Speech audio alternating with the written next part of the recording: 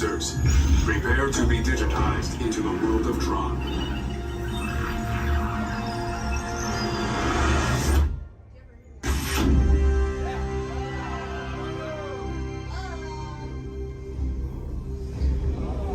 Team Blue, welcome to the grid. Proceed to gates.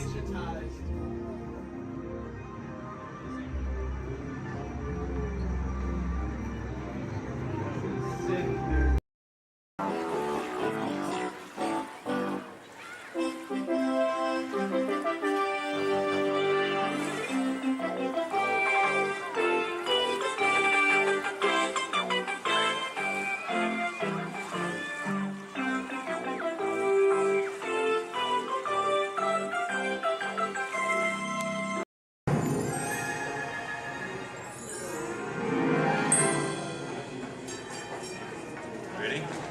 What card is that? Okay, keep your eye on it. Wait. Please. Blow on it.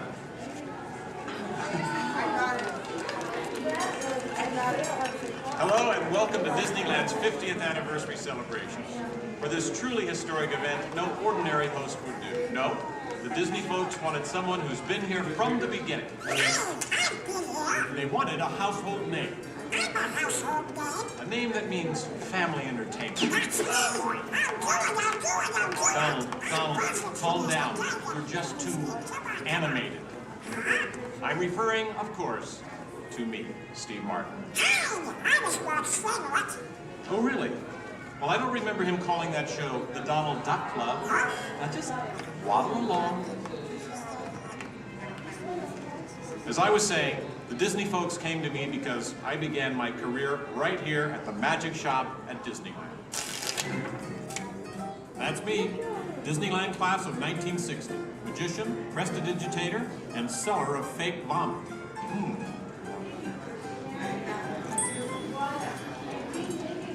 So young Steve Martin starts performing magic here, and lo and behold, they start calling the place the Magic Kingdom. Coincidence? I don't think so.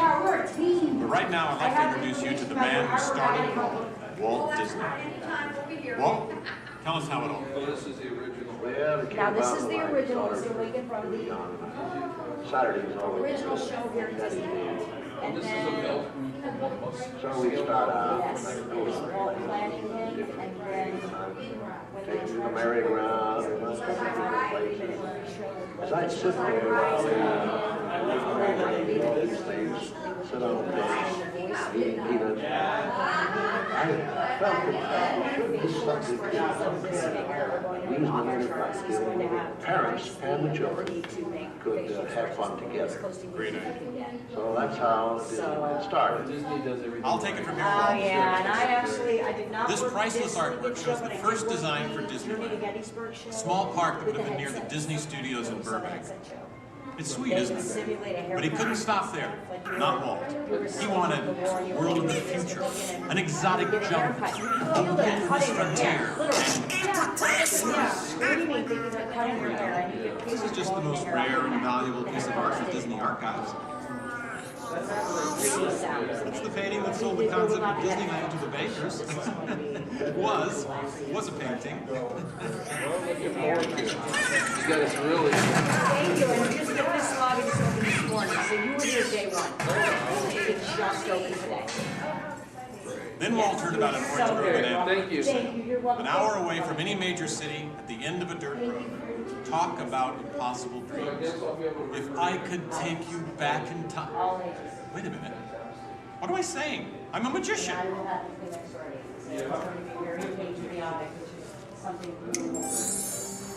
Here is the actual orange grove 1 year from opening. And that's actually Walt Disney in the actual orange grove. Let's listen in on his top secret plans. 1, 2, 3. Aha! Some sort of code. I get it. Walt also had a code for all the trees on the property. Red ribbons for the big trees he wanted to save for Disneyland, and green ribbons for the ones he wanted removed.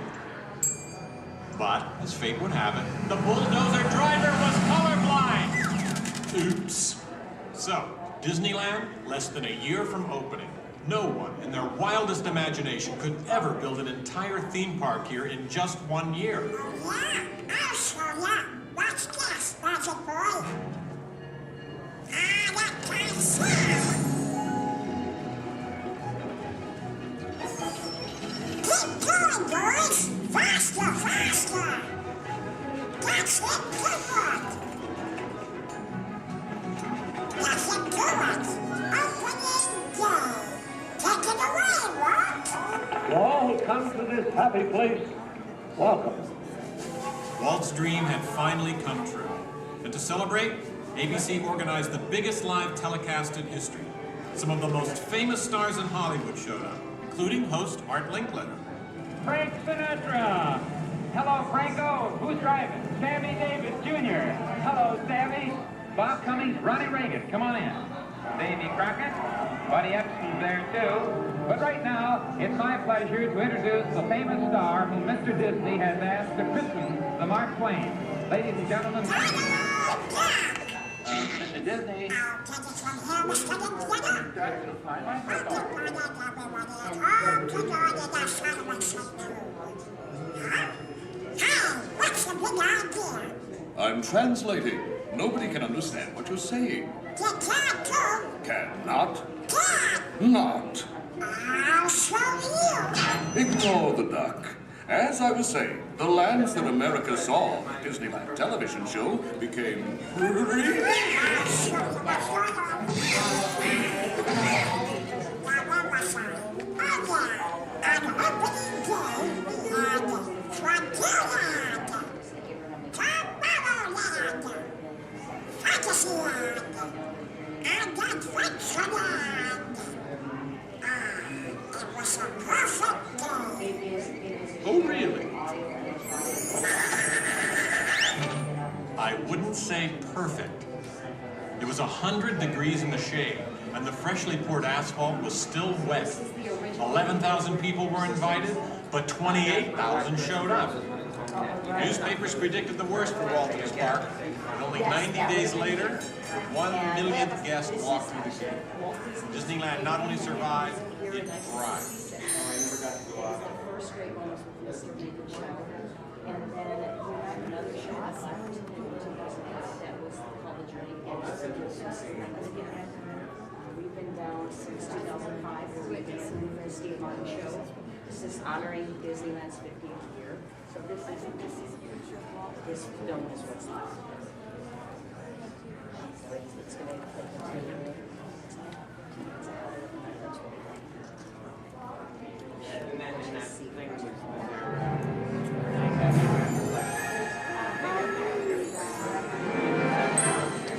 Walt wanted the magic of Disneyland to begin as soon as you walk through the gates. And your first stop was this turn-of-the-century street inspired by the small town where Walt grew up. He felt so at home here. He even had an apartment built for himself above the fire department, and it's still there today. Walt paid tribute to his father in one of the shop windows. In others, you'll find some of Disneyland's most important contributors. Nice try, Donald. Many shops have come and gone here over the last 50 years. Gone is the working pharmacy, and gone but not forgotten, my favorite, Hollywood Maxwell's corset shop, better known as the Wizard of Bras. Yes, Disneyland is filled with nostalgia and memories, but that's only part of the magic. Let's not forget fantasy. Ah, hear that? When you wish upon a star, your dreams come true. For Walt, that was the very essence of Fantasyland. Of all the lands, this was closest to Walt's heart. He even placed the Disney family crest right above the castle gate. Fantasyland was created by the same artist who created Disney's animated films at the studio. And soon those storybook tales came to life in an orange grove in Anaheim. For the first time, we could step into those worlds and become a part of the adventure. In Adventureland and New Orleans Square, surprises happen all the time. In fact, Disneyland is the only place I can think of where you can be attacked by pirates, frightened by ghosts, and nearly crushed by a giant boulder, while keeping your arms, legs, and feet inside the vehicle at all times. And here's the adventure that started them all. Remote rivers through a treacherous jungle. Could something go horribly wrong? Only a punchline. Over the years, the Jungle Cruise has become a showcase for handsome and witty river guides. Oh no! That big elephant is coming up to us and it looks like he's going to squirt us! Everyone in the back, get down! Don't worry, it never happens.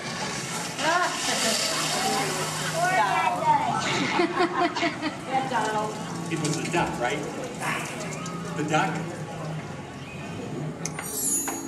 You know, every time I get all dressed up in my cowboy hat and pearl-handled pistols, I think about the heroes of Frontier.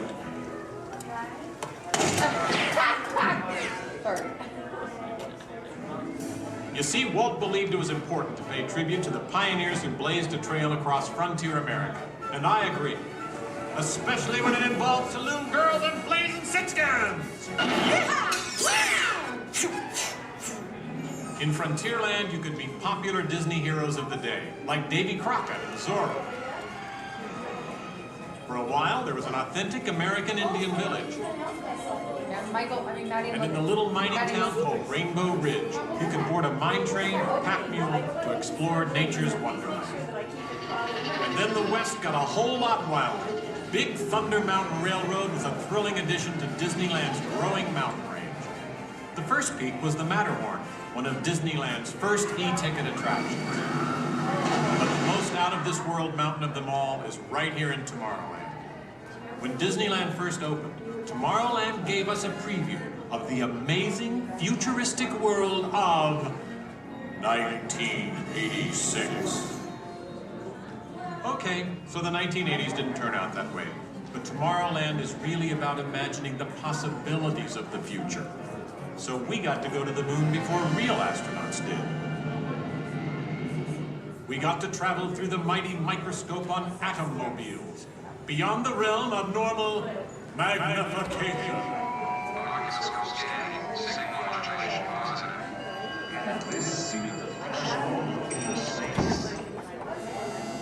Tomorrowland has always been a showcase for new ideas and new inventions, including one of Walt's most famous. Audio animatronics? Right, audio animatronics.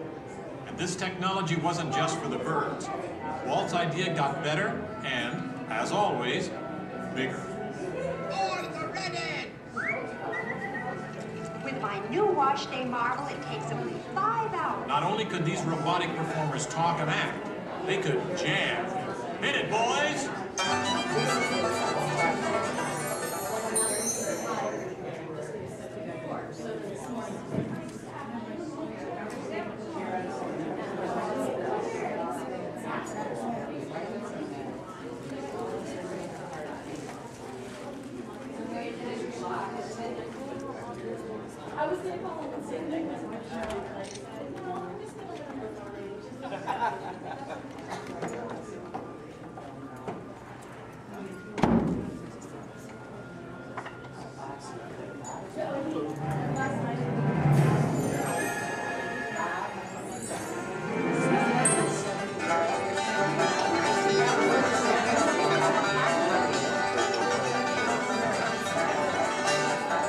Yes, Disneyland has had thousands of great entertainers over the years, and not all of them have had servos and circuit boards.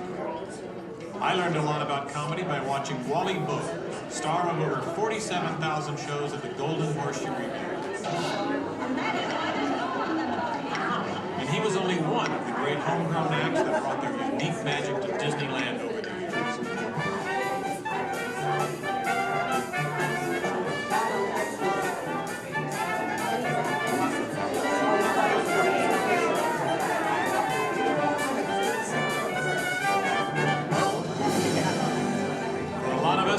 Disneyland's best magic trick happens every day at dusk. When all the lights come on, the Magic Kingdom is transformed before our very eyes. You know, that's one of the great things about Disneyland. Everyone has their own special memories. For some, it's the first time they walk through these gates. For others, it's their first parade.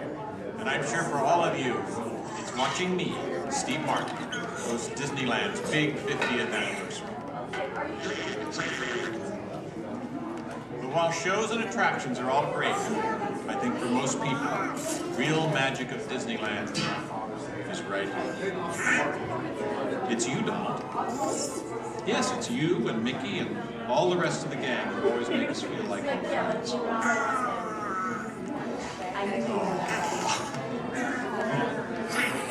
Shall we? Let's do it! Goodbye, everybody. You know, I have to admit, you would have made a perfect host. Sit up next to me.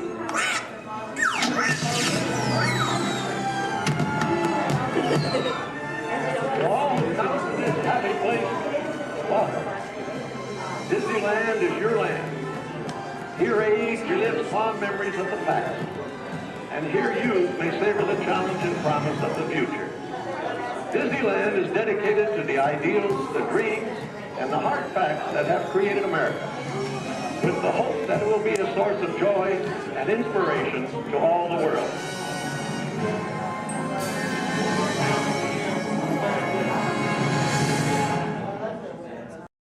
Gravity.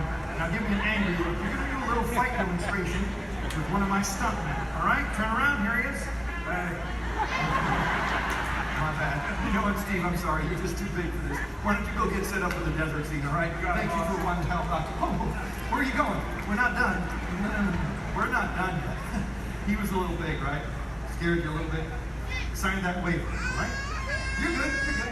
Let me see if I can find you somebody a little bit more your size to pick on. Hey, Devin. Yes, sir. Come on over here. So I'm doing a little fight demonstration for our guests, and I've got a volunteer. RT, this is Devin.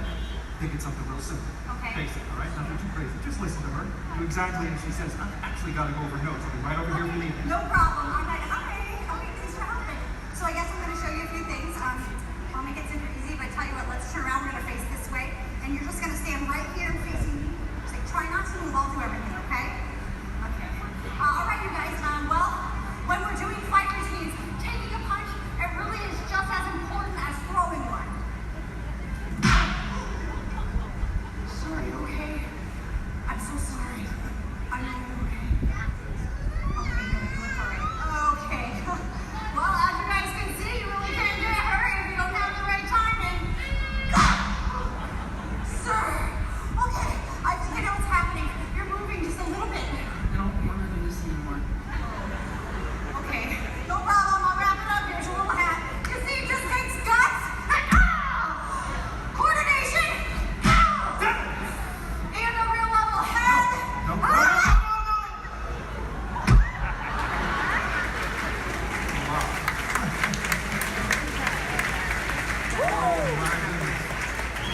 Not at all what I had in mind. Would you say something to the folks while I check on the man on the floor? No problem. So obviously something like this does take a lot of practice. Yeah, or a lot of extras. Let me try it again, boss. Oh, no. Stay away from those nice folks and help this poor man up off the floor, please. Sir.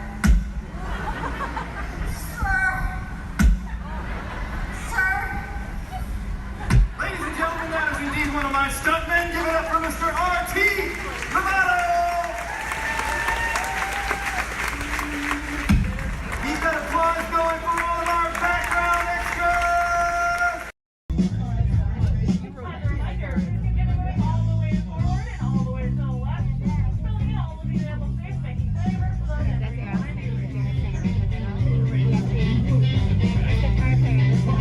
Company. Wow. All right. Hey, don't mind us. We'll be finished in just a minute.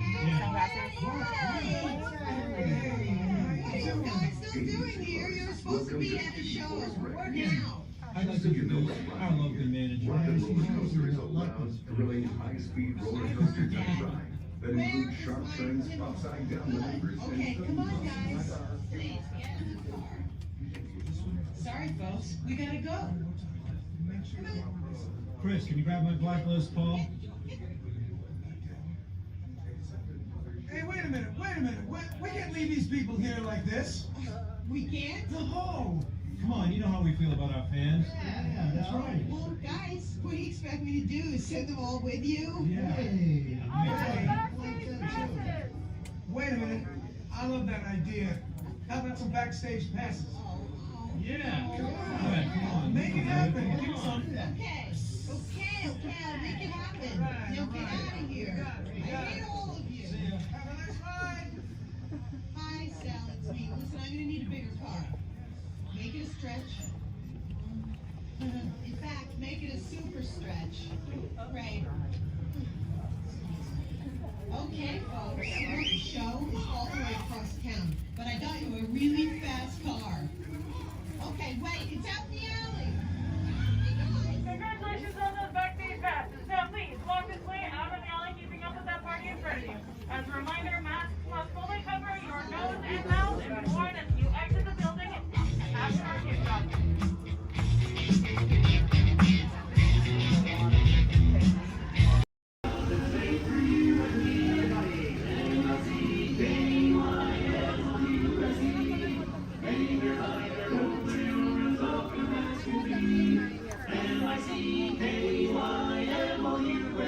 Mickey Mouse, Mickey Mouse. Remember as old as ever. Come along and sing a song and join the tambourine. M-I-C-K-Y-M-O-U-S-E.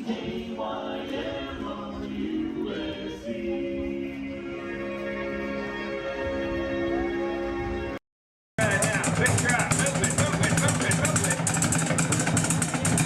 Good, Jesus sandals, she can still do it. That's right, good job. All right, now, company, now that some of your legs are warmed up, let's warm up those voices. Repeat after me. I don't know what I've been told. I don't know what I've been told. Company, halt, that was sloppy and pathetic. You can do better than that. Give them a little progressive inspiration. All right, let's get it together now. I don't know what I've been told. I don't know what I've been told. Army green's worth more than gold. Army green's worth more than gold. Playtime's almost never done. Playtime's almost never done. Join our squad and have some fun. Join our squad and have some Bring it fun. down. Some fun. Well done, soldiers. Give yourself. Now, speaking of which, it's time to check in with Andy's room. Men, make yourself look busy. Come in, Motherbird. This is Alpha Bravo. Come in, please. This is Sheriff Woody. This is Motherbird. Back here in Andy's room. I'll read you loud and clear. Can you hear me? Sure can, Woody. Sir, we have good news to report. We've located an entire platoon of potential plastic play toys. Whoa! Hold your horses there, soldier. Fun and play are serious business. So make sure they're trained before you send them to Andy's room. Sir? Yes, sir. Standing by to initiate Operation Playtime. Over. Now remember, whenever Andy comes into the room, they gotta be able to freeze. Like I bet your men are doing right now. Sir? Yes, sir. Over. All right then, carry on. This is Sheriff Woody saying, hey, howdy, hey, and over and out. Over and out. Now, Sheriff Woody just mentioned becoming a toy requires a very specific set of skills. For instance, you need to be able to freeze whenever Andy, or anyone else for that matter, enters the room.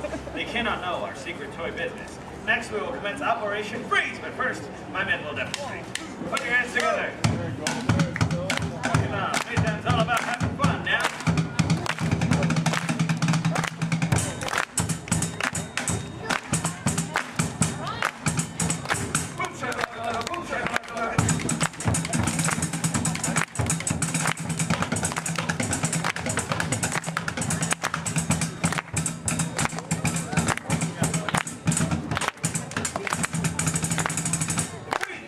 Well done, give him a hand. Now, for this operation, I need a front line of volunteers right on up here. And come on up. Don't be shy. Move it. Come on up. Front line up. And we'll train these volunteers. Can you check the battery equipment? Can't be. All right, now, go ahead and line up with these soldiers here, shoulder to shoulder. One big straight line. Very good. Now give me an about face. That means turn around. We're going to march in a circle as they play a march, but as soon as they stop, as soon as you hear silence, no drumming, then I want you to freeze as if you're a toy and someone just entered the room. So first, let's set you up with a good toy pose. Let me think here, something maybe we all know. Let's make it simple. First, I want to see you pose like a big, mean teddy bear. When I yell freeze, show me a big bear pose. Ready? Freeze! Right, very good. Now, as I mentioned, while my men play, we will march in a circle, following me this way, and as soon as they stop, I want to see you frozen. Men, take it away. Right this way. Here we go.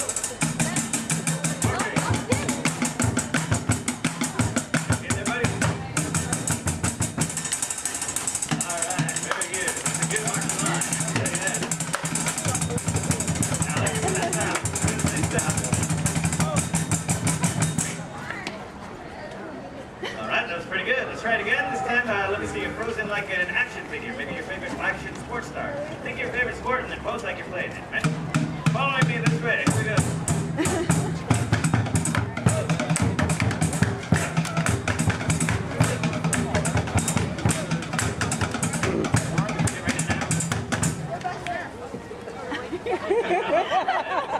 Got some soccer, some baseball, and some freestyle walking. Very nice. I see you frozen like a green army man, Following me this way, here we go. Up, up, up, up,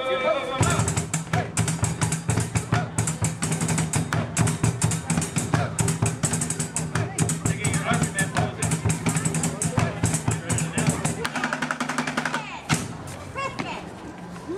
All right, pretty good. Give me a round of applause. Let's stay where you are for our next operation. We call Operation Butt Toss. Men, prepare. Now, what we're going to do is practice something that is very important to Green Army men and women everywhere, and that is target practice. You must have your aim home at all times. You never know when you're going to need it. So, for Operation Butt Toss, you will be presented with a target. This red barrel here is to be filled with monkeys. They got out. It's a very sad day.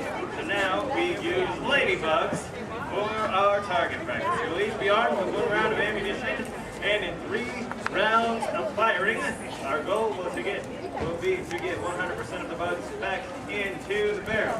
As I mentioned, in 3 rounds of firing, hopefully we can get better every single time. Like me, I get more skilled every day.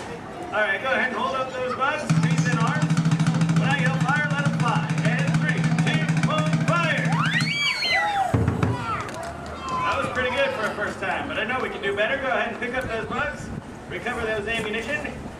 Remember to observe the rules of playtime. Share, play well with others, and be safe. All right, now, freeze in arms. Let's try round 2. See if we can do any better. And 3, 2, 1, fire! That was a little better that time. We're getting closer to 100%. Let's try the 3rd and final round of firing. As I said, our goal is to get 100% of the bugs into the barrel. I have faith in you. Now, freeze in arms, hold them up. And 3, 2, 1, fire! Wow, would you look at that? All 100% of the bugs made it into the barrel. Give them a big round of applause. Well done, men. Mission accomplished. You're dismissed. Go ahead and fall into formation as you were. Great work. You all make my plastic heart pump with pride. All right, we have one final operation, which we call Operation Play 12 with Others. And for this operation, we will practice playing 12 with others. That's right, and I need 2 volunteers celebrating their birthday. I see one right over here with Debbie. Come on up, come on forward, and you too. Come on up, Savannah. Debbie, go ahead and stand right here for me. Savannah, fall in next to Debbie. Right in line with my men. There you go. Give them a round of applause. They're going to be honorary members of my drum corps. That's right, you're going to be playing on these, which I recently acquired from the Rockstar Canvas play set. They're not mine. Go ahead and hold on to those. Now, what's going to happen is my men are going to play march, and any time they may stop and point at you like this. Go ahead and take a look at what they're doing. And when you see them do that, I want you to hit that same ring 2 times like you mean it. Try to do it together right now. Good job. Yeah, you can hit a little harder than that. There you go. Perfect. Now, just take your cue from my man and 1, 2, 3, 4.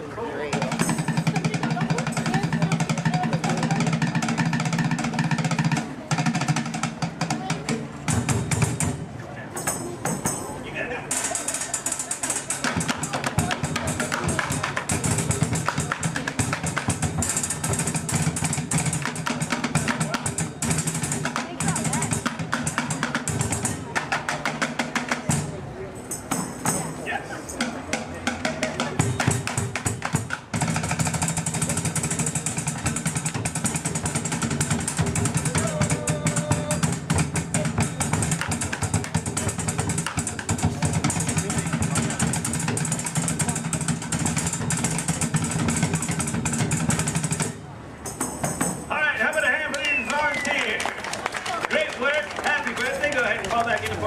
I've been very impressed with all of you. Your observations of the rules of play tab. I think it's time to make you official honorary toys. Men, pack it up while I administer the oath. Everybody raise your right hand.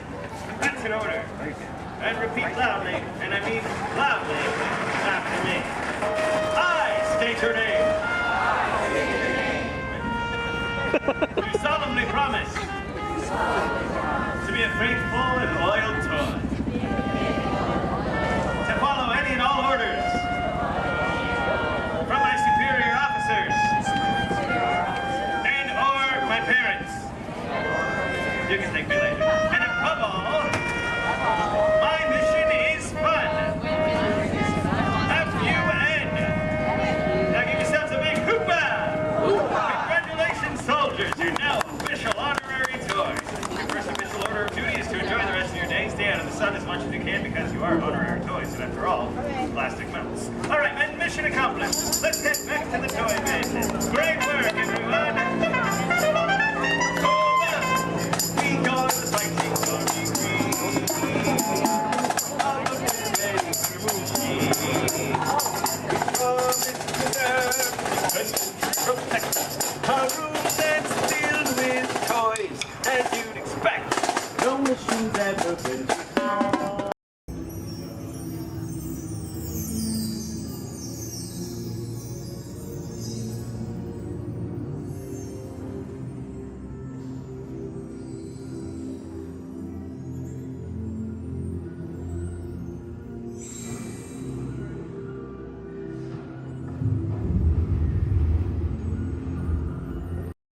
Yes, Walt has some of the brightest minds in the world, but I keep things around here pretty chill, so the kids can create the next big idea that will give you the tools to become the next generation of heroes.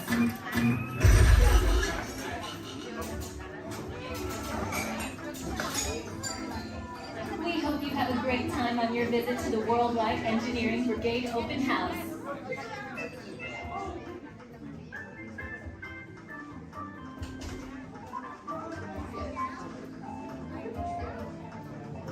And now, our project lead, the brilliant, Peter Parker. Hey, what's up? I'm Peter Parker. And here at Web, we get access to some pretty awesome tech, like vibranium from Wakanda, or this crazy alien juice stuff we have in Parliament and Star Tech. It all helps us develop really cool stuff, like these spider bots, for example. Check it out. They have this really cool self-replicating feature. Because? This is awesome. Buddy, you can stop doing that now. But anyway, you guys are here today to help us test the web slinger vehicle. Using onboard tech, you will be able to sling webs just like my buddy Spider-Man. Peter, your presentation is getting away from you. Yeah, I'm aware of that, Sharon. If you could just initiate the safety protocols, it'd be great. Problem with that, So Peter. anyway, if you want to sling a web, all you gotta do is sling your arm in the direction you want to shoot the web, and that's it. It's awesome. Peter, your spider bots are continuing to replicate and are consuming everything in their path. They seem to be stuck in self-recognition mode. If you could just handle that for me, please. On it. Contacting Mr. Stark. Don't call Mr. Stark! Don't call Mr. Stark. Sorry, Michelle. Could you just call someone else? Ask them to do it. Okay. Contacting Spider-Man. Here? I'm gonna go find Spider-Man for us all, because he's around here somewhere. Okay, goodbye. Spider-Man! As you may have noticed, the spider bots are locked in that awesome self-replication mode. In spite of what you see, they were created to be robotic helpers that can break down raw material and create all kinds of useful tech. But because they are stuck in self-replication mode, the spider bots are currently consuming everything in sight and multiplying at an alarming rate. If left unchecked, my calculations predict this will lead to the devastation of the entire Avengers campus. That should be safe until Spider-Man gets here, as long as they don't get into the alien fluid. This is now a bigger problem. Activating threat level protocols. Hey guys, what's up? I hear you have a problem. I'm here to help. You made it. Great. Threat levels are exponential danger. You might need some help. Perhaps I'll call the Avengers? Don't worry, everyone. I got this. Okay, everybody. Open house is canceled. Wise idea. And I could use some help. Yes, you could. Sharon, prep the slinger vehicle. Already on. Everyone head to the slingers and we'll team up to stop the spider bots before they destroy the campus. It's easy. Okay, we have a plan. Please move quickly through the doors and down the hall to the center vehicle bay. Your open house demo has been upgraded to a high-stakes mission to save the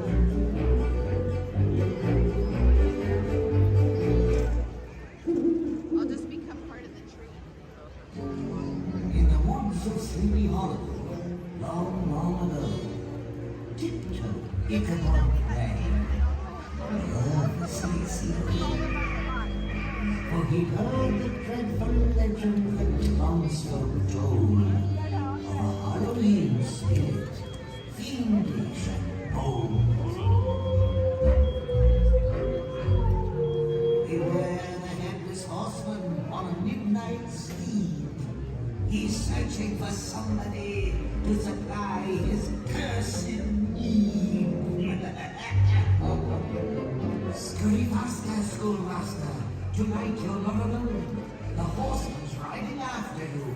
It's time that you end.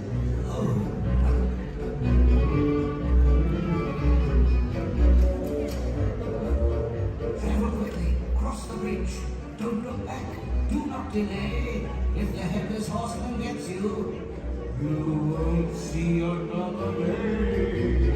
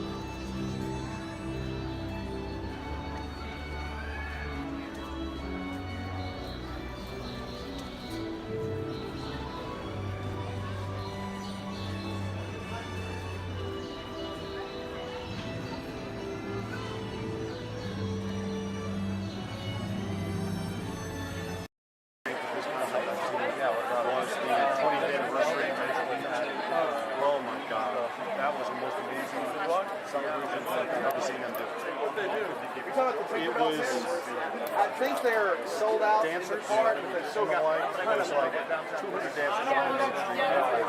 And then 3 different marching bands. And the whole day of the dance floor, you just get nothing going on. Voyages and skating with his Catholic school. Reading the dedication synced with his dad. I was the only one that got that joke. Then really began. Nothing to see here. Ladies and gentlemen, boys and girls, 55 years ago today, Walt Disney dedicated the happiest place on earth. Since then, Walt's dream has brought joy to millions around the world. Join us now as we go back to that memorable day, July 17, 1955. To all who come to this happy place, welcome. Disneyland is your land. Here age relives fond memories of the past. And here youth may savor the challenge and promise of the future. Disneyland is dedicated to the ideals, the dreams, and the hard facts that have created America, with the hope that it will be a source of joy and inspiration to all the world. And now, let's all join together in singing Happy Birthday to Disneyland. Are you ready?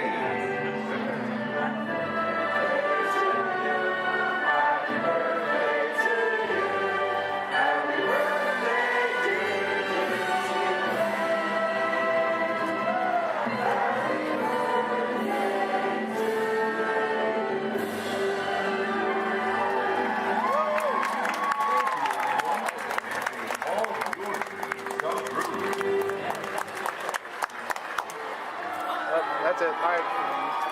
Everyone go home. Oh, dancing.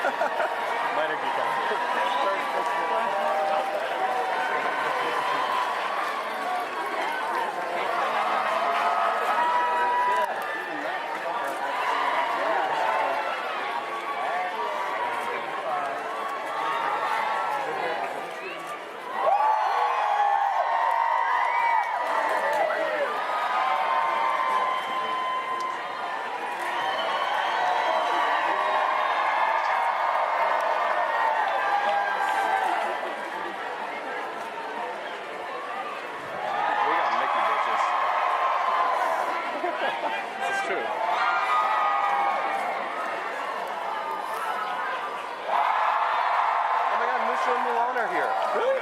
Right there. Behind the light post. They keep doing this like cool Oh, Pluto. We should go say hi to Pluto.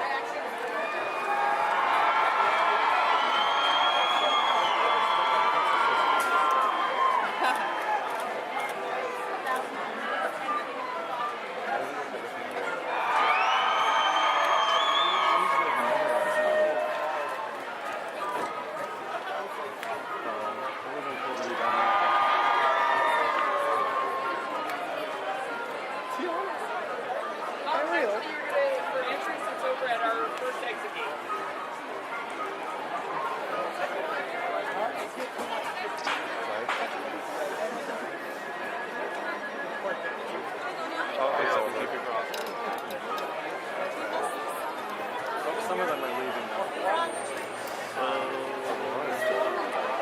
It's over. Everyone go home.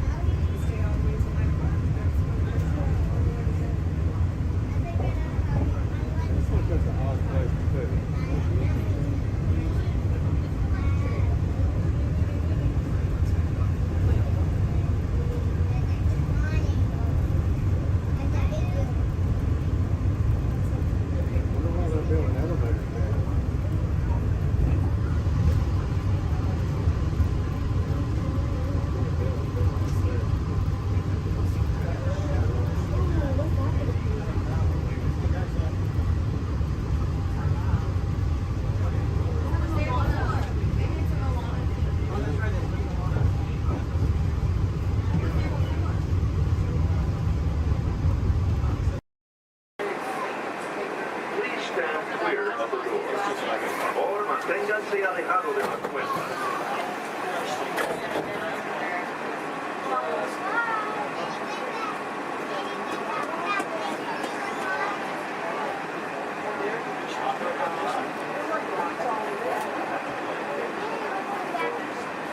Welcome aboard the Walt Disney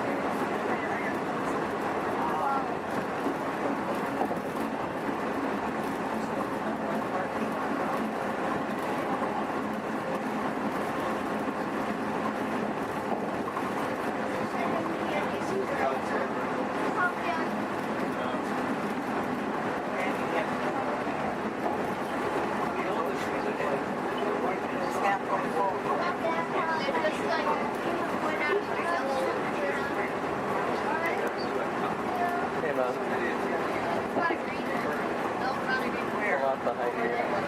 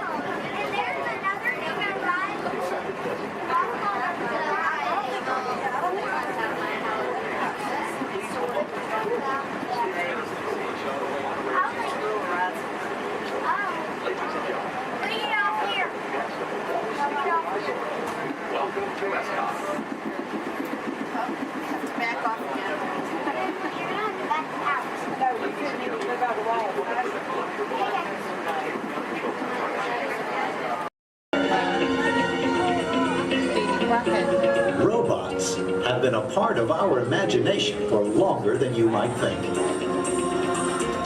The idea dates back to ancient times, when Egyptians created talking statues to serve and protect people. And Greek engineers built water clocks with moving mechanical figures. As centuries passed, inventors built many mechanisms to imitate human movement. These early robots captured everyone's imagination. Who knew? Perhaps one day a mechanical being might really be able to walk, talk. And here he comes, ladies and gentlemen, walking up to greet you under his own power. Even help people.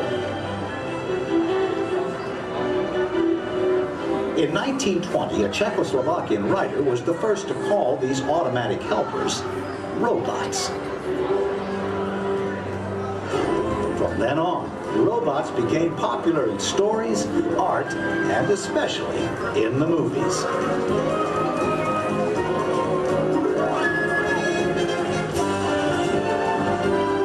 Movie robots often had fantastic abilities. And not all were helpful. Some were downright scary. Like most 20th century kids, Walt Disney grew up fascinated by robots. They quickly found their way into classic Disney cartoons.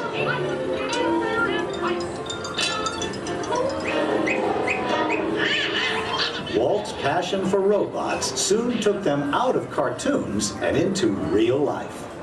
Whatever the man in the harness does, this figure will respond simultaneously in the same manner. Would you care for your life? I don't think you better. A little smoking on the stage. His magic kingdom became a welcome home for mechanical creatures of all kinds.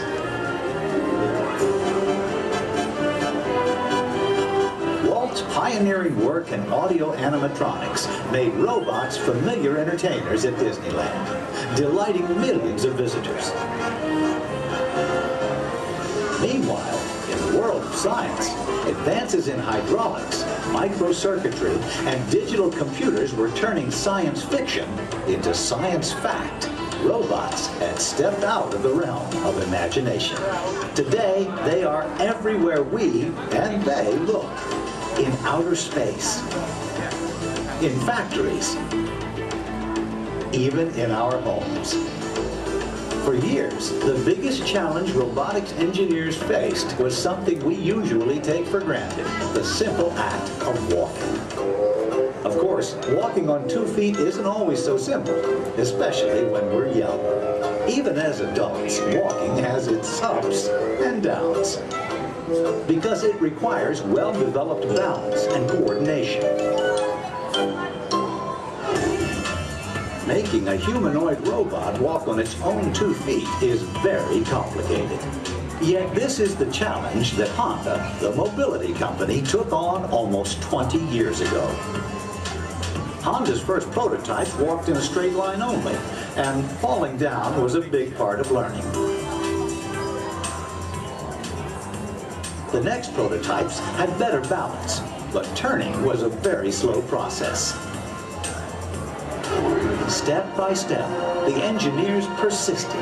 They built more and more capable models, and finally succeeded in making the most sophisticated humanoid robot the world has ever seen. A machine designed to help people. Honda's advanced step in innovative mobility.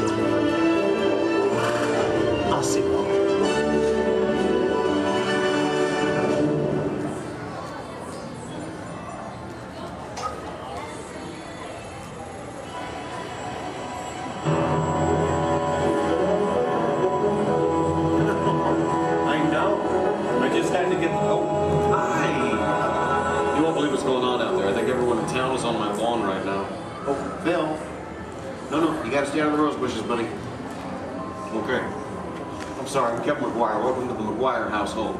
You see, we've been chosen as the first family to test the new Honda Osimo robot, and I just sent it out to go check on the mail.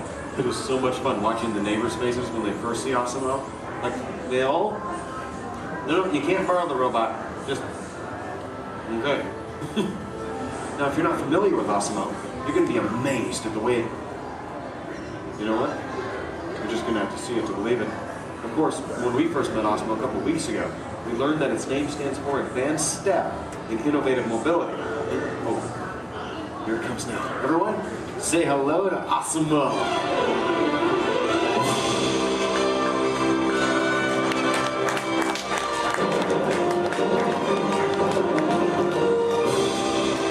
That's a good idea. Everyone welcome the newest member of the Blyer family, Osimo.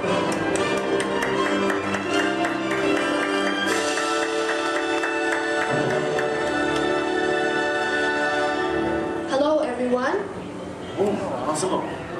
Did we have any mail? No, but your neighbor gave this to me. Ooh, I wonder if it's from Phil.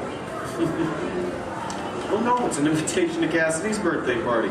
My kids will be very excited, Osimo. Thank you, that was great. Well, I'm an amazingly capable humanoid robot. Yes. How can I help you? Well, actually, my parents are coming over later because my wife and I... Oh my goodness, I completely forgot. I was supposed to call my wife as soon as you got here. I was just having so much fun with the neighbors. You know what? We should probably call her right now. Come on, I've got her on speed dial.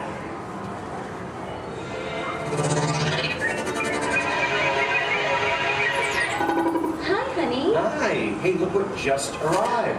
Osimo. Yeah. Can I keep it? Sure. Hello. Hi, Osimo. I'm leaving work early today, and I'll pick up the kids. They are so excited. So I'll see you in a while. Oh, and honey, don't forget we're going out tonight. So remind your parents that they're babysitting and order pizza. Oh, yeah. Thanks. See you. Bye, honey. Bye. Bye, Osimo. Goodbye.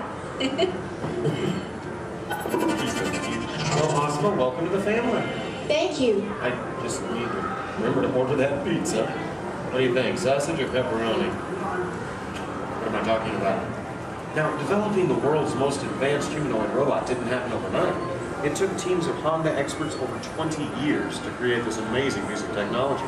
And we're talking about experts in the fields of physics, anatomy, mathematics, computer sciences, chemistry, mechanical, and electrical engineering. Oh, check this out. Osimo? Come this way, please. Now, if I'm sitting down, or in a wheelchair like my wife, Osimo's camera eyes are at about the same level as my eyes, and this makes communication very simple. In fact, if you take a look at the screen, you can see Osimo looking at me. Hello, Osimo. Hello, Kevin. Oh, Osimo, please turn out to all of our new friends. And everyone, wave and say, hello, Osimo. Hello, everybody. And there you are. Now, you might be wondering why Osimo isn't on wheels or treads or something like that. Well, Osimo was designed to help people, and to be a helper in our world, a world where we need to reach for things and pick things up, or to navigate along floors and sidewalks, even just from a set of stairs. What better design than that of a humanoid robot? One that has 2 arms and 2 legs. And Osimo, how tall are you? I'm 4 feet and 3 inches tall. Which is the perfect height for opening and closing doors, or turning lights on and off, even working at table surfaces, or just moving things around the inside of a house. And Osimo, how much do you weigh? I weigh 119 pounds. And I wonder what all that would be in metric. Carry the one. I'm 130 centimeters tall and weigh 54 kilograms. All right. Oh, and how fast can you walk? I can walk about 2 miles per hour. And in metric, that would be about... That would be about 3 kilometers per hour. Yeah, that's great, Osimo. Thank you, Kevin. Now, in order for a robot to operate in our world, it must have the ability to walk. And walking can be very complicated. Follow me on this. You see, with each step that I take, my brain sends thousands of signals at lightning fast speed throughout my nervous system. Now, these signals travel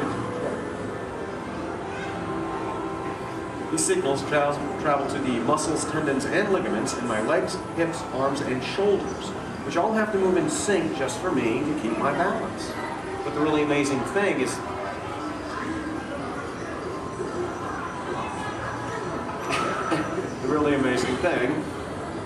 that Osimo does something very similar to this.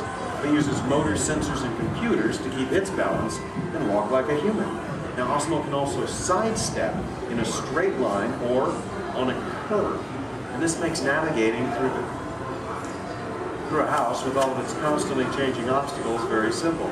And believe me, Osimo, that move's going to come in very handy with my kids and all of their constantly changing obstacles. But what's even more impressive, not only can Osimo walk forward, but Osimo can also walk backward as well, constantly adjusting its center of gravity with each step, just like us. And Osimo's balance is so good, you know what? Let's just show them. Osimo, please balance on one foot, like this. Yeah. Now Osimo makes it look easy. How about the other foot? All right. And Osimo must constantly analyze the data from all of its sensors and 34 separate servo motors. Well, Osimo, I guess it's true. There's really nothing you can't do, except fly, right? But I could play soccer. Yes, you can.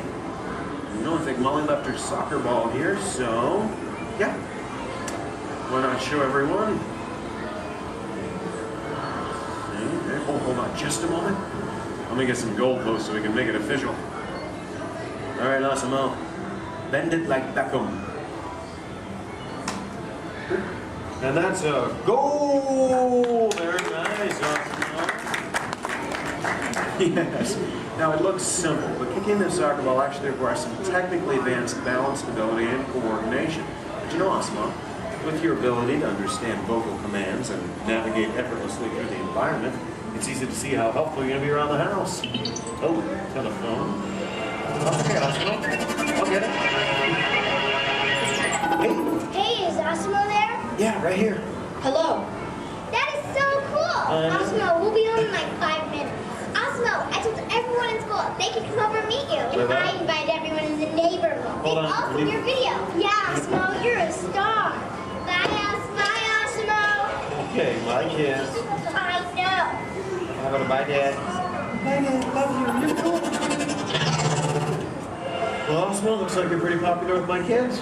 Oh, come on. You know what I'm talking about. Actually, what my kids are talking about is Osimo's DVD, Step to Safety with Osimo, in which it shows how we can use Osimo's unique walking ability to help teach young children safe ways of crossing the street. But Osimo can be helpful in many different ways. In fact, Osimo, did you use your wireless networking capabilities to go online and look for tonight's weather forecast? Yes, I will go online. Great. My wife and I are going out for our anniversary tonight, so good. Yeah. Partly cloudy, with a high in the mid-60s. Perfect. I'll just remind her to bring a sweater. We can have dinner on the patio. Now, even though Osimo's current role is to help her in the home today, someday Osimo might be able to work in dangerous situations, like fighting fires or working in unhealthy environments, cleaning up toxic spills. And there's even the possibility... But I'm not only designed to help. I can also have fun. I think I know what you're talking about. Everyone, would you like to see Osimo dance? Yeah? All right, how about this, Osimo? You lead, I'll try to follow. Go ahead and kick it.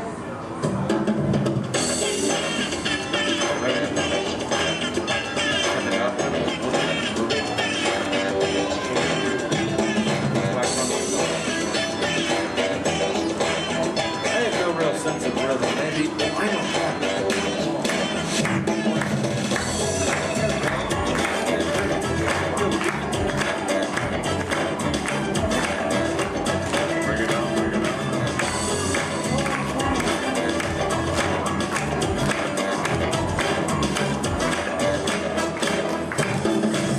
Very nice, Osimo. Take a bit. Hey guys. It's on, Dorothy. Hello. Oh, hi dear. Hi, Mom. What are you doing? Trying to keep the rhythm. Tell them to be over in a while. Oh, your father says to tell you we'll be over in a while to watch the kids. Okay. That's about the robot. Oh, did that cute little robot arrive? Yes, Mom. Osmo's right here. Oh, good. Well, we'll see you soon. Okay. Make sure our room is ready. Make sure our room is ready. Dad, I can hear you. We can all hear you. You can hear your girl. We're good. Okay, honey. Bye. Bye. How do I turn this thing off, girl? Use the remote. Use the button on the right. My parents in technology don't always mesh well. There you go.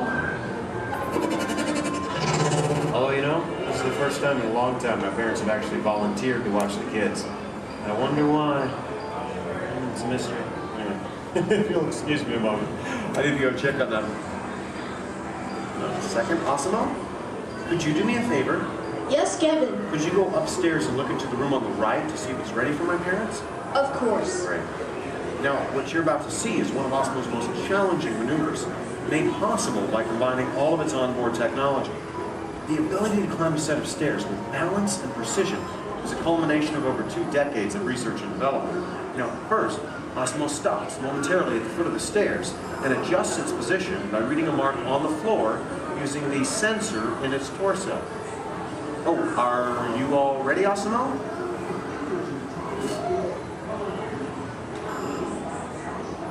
I am ready. Okay, then. Go for it. Now, with each step, Osmo must adapt and constantly counterbalance using all its computing power to remain upright all along the way. Way to go, Osmo! Now that is truly a historic step forward in human technological progress. Okay, Osmo, go ahead and take a look into the room. And see if it's ready for my mom and dad, please. And boom. That looks perfect. Thank you, Asimo. You're welcome. Now, if you thought going up the stairs was difficult, it takes even more balance and coordination to make it back down whenever you're ready, Asimo. Once again, Asimo will find its position by reading a mark on the floor using the sensor in its torso. And when it's ready, it will descend the stairs, constantly adjusting with each step.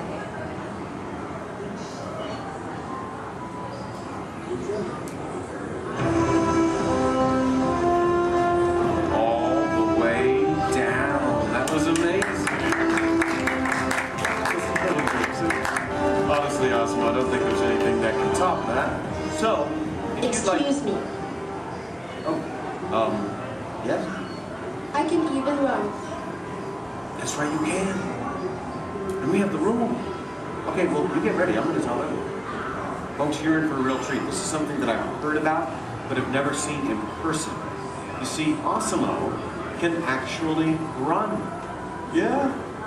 Okay, and it looks like Asimo's getting warmed up, which is something we all need to do before any physical activity. I mean, no one wants to get a cramp in a servo motor.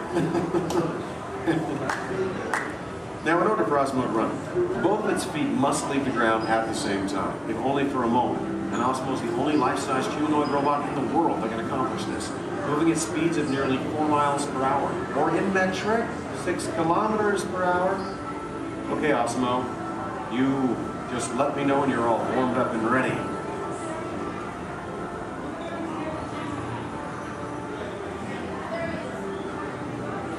I am ready. Alrighty then.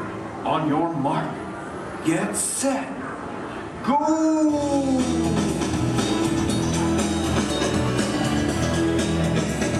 That was it.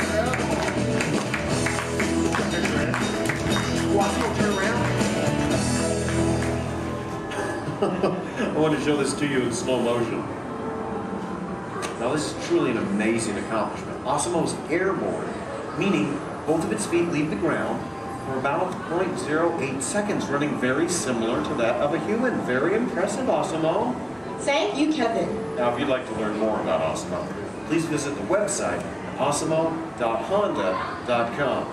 As for you, I think it's time to get you ready to meet the rest of the family. So why don't we say goodbye to all of our new friends? Excuse me. Yes? Please do not forget to order the pizza. Pizza for the... That's right. Thank you, Asimo. You're welcome. You know what, Asimo? I think this is going to be the beginning of a beautiful friendship. All right. And the kids are home. I hope you're ready to meet them. But before we go, let's say goodbye to all of our new friends. Goodbye, everybody. And everyone, let's hear one more time for Asimo.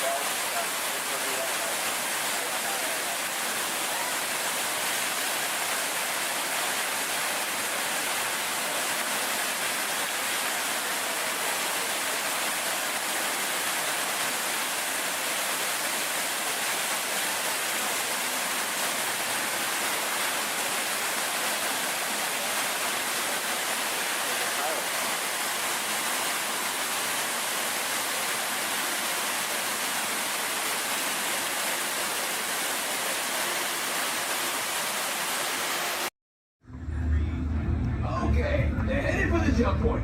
This way is never gonna work.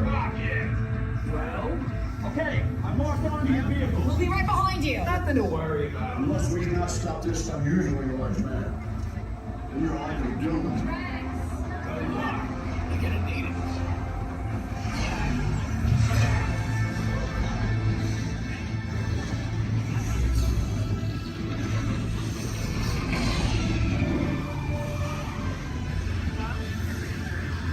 You're supposed to follow me.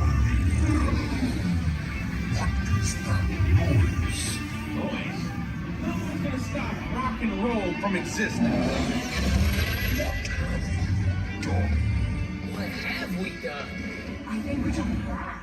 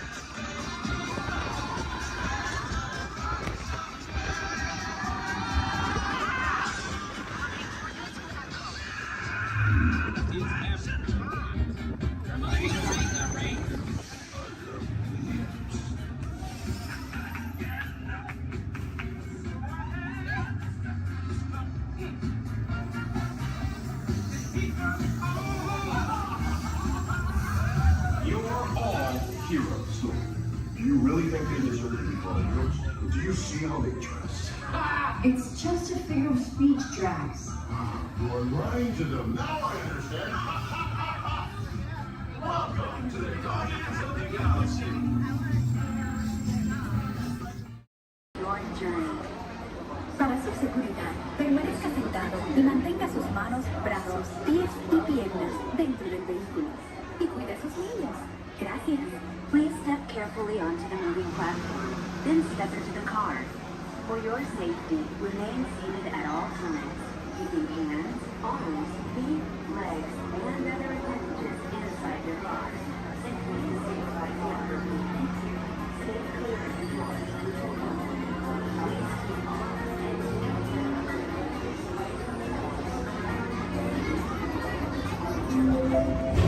This is the TTA Blue Line. Non-stop service around the world.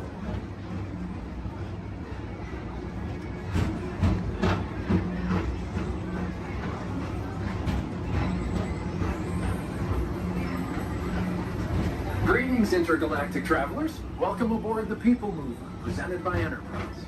I'm Borak 5, your guide aboard this highway in the sky, the absolute best way to see Tomorrowland. And my stars, is there ever lots to see? From spacecraft to monster labs, there's really nothing like today in Tomorrowland. For your safety, if you have wings, jetpacks, or gravity polarizers, please do not take flight while on board. Thank you.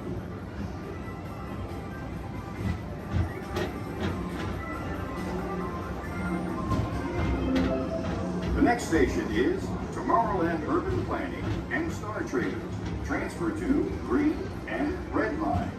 Don't worry, your express train keeps on rolling through the future, right by two of my favorite spots.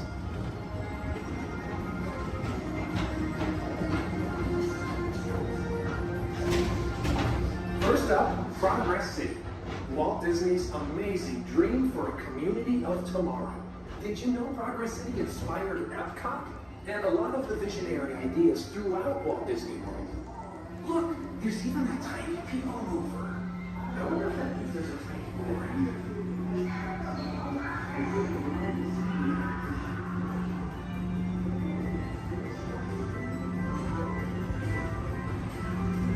On your right is Star Traders, home to the greatest goods in the galaxy. Except actual stars. Those are the ones sold.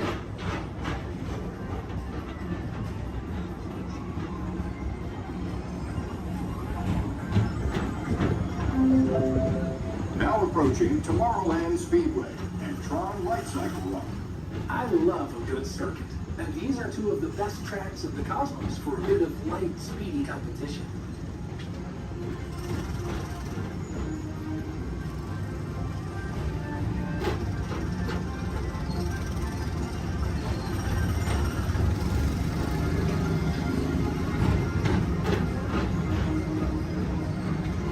Attention all visitors from Galaxy M31.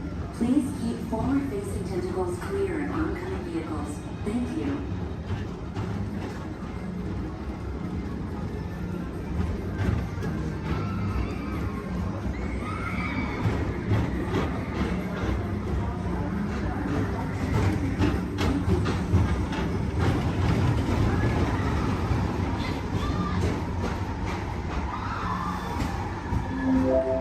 This is Starport 75.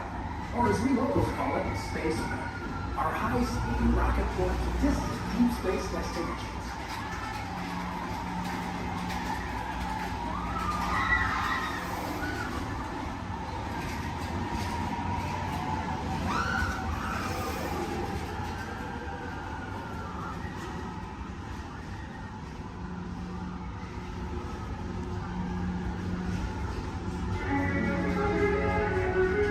Let relaxation wash over you at the most refreshing retreat in the galaxy, the coral rooms of Pisces 7. You H2O it to yourself. Book today.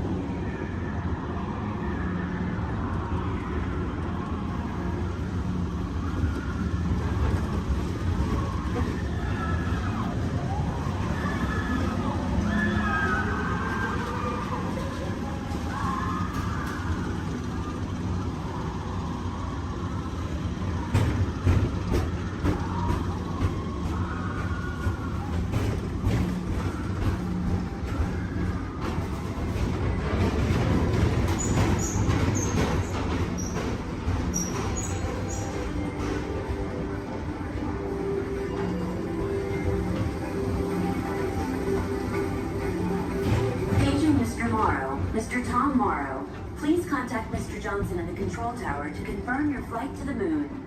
Thank you.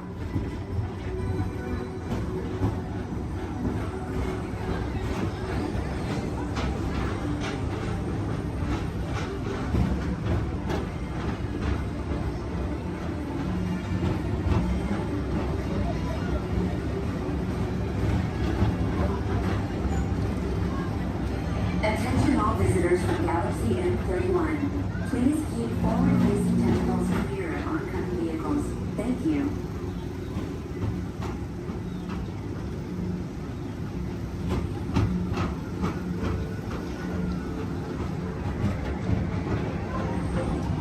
To your right is the Astro Orbiter, our celestial symbol of interplanetary harmony and fellowship. Hop aboard and launch high above Tomorrowland for a spin amongst the planets.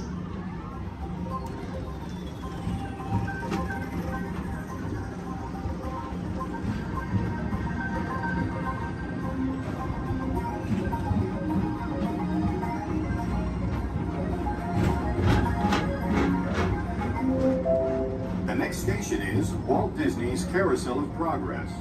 As usual, we'll keep moving ahead, and so does the carousel. Like progress itself, this theater never stops, inspiring new generations to dream of a great, big, beautiful tomorrow.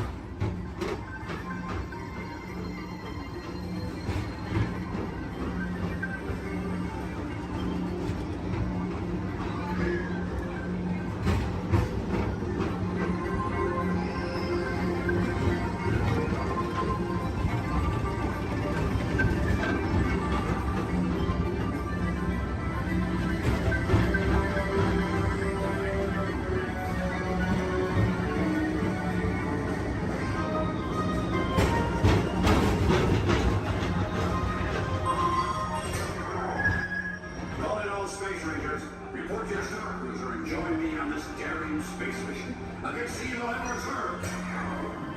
Affirmative. We run it, Buzz. You can count on us.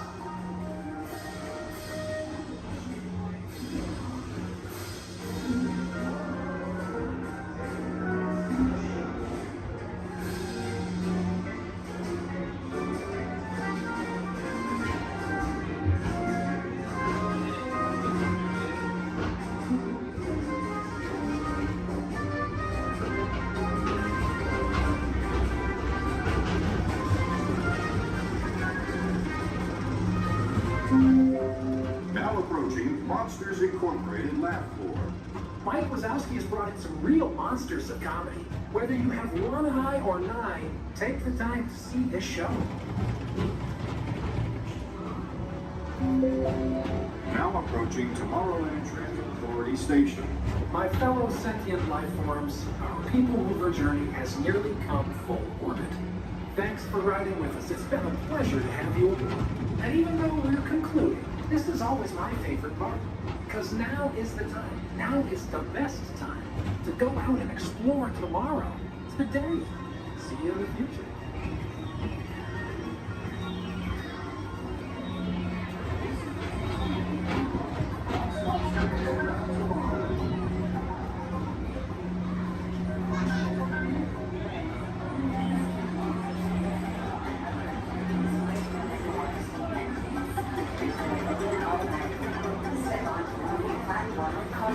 And exit by stepping away from the car.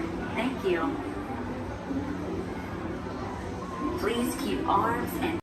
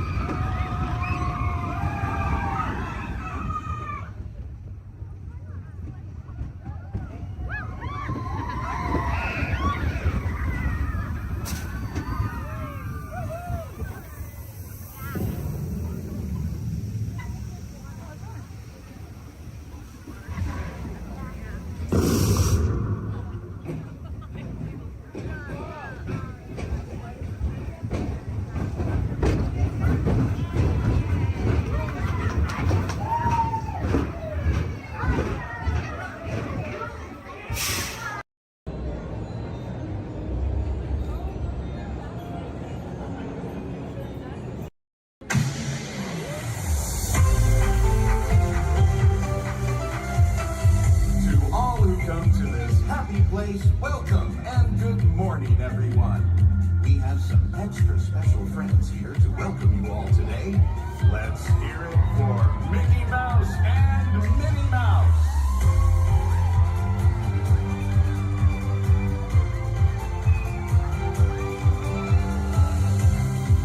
Well, hi, everybody. Good morning. Gosh, it sure is great to see so many amazing friends. It certainly is. Oh, I have a feeling today is going to be the best day ever. You said it, me. And now that we're all together, we got a surprise for you. When everybody heard that you were going to be here, they just had to come and give you a great big Magic Kingdom welcome. And here we come now. Hot dog! Now that everybody's here, I think it's time to start the day. And that means we're going to need just a little bit of magic. I bet these folks can help with that. Oh, I know they can. On the count of 3, everybody shout, let the magic begin. Are you ready? 1, 2, 3! Let the magic begin! Welcome to a place where dreams come true. A timeless journey through lands of fantasy. Where only a wish creates things like this to appear. The most magical place on earth is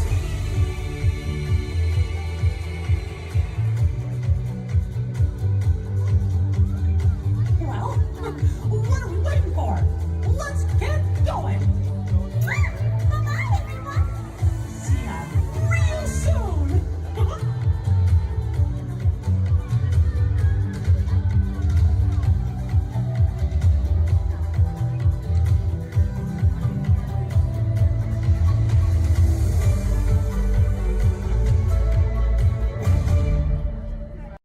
I'm supervising you. Now everyone pick up your favorite hand and wave goodbye to those people on that dock. Goodbye.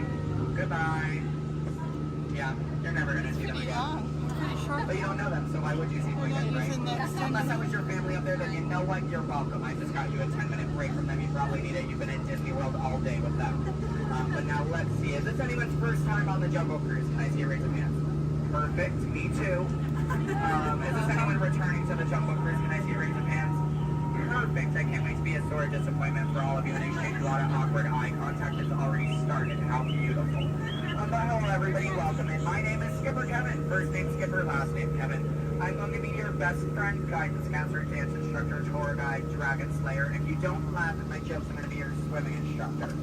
I said that just for you. I said that just for you because I knew you were going to interrupt me. Yeah, thank you so much. I really do appreciate it. Wow.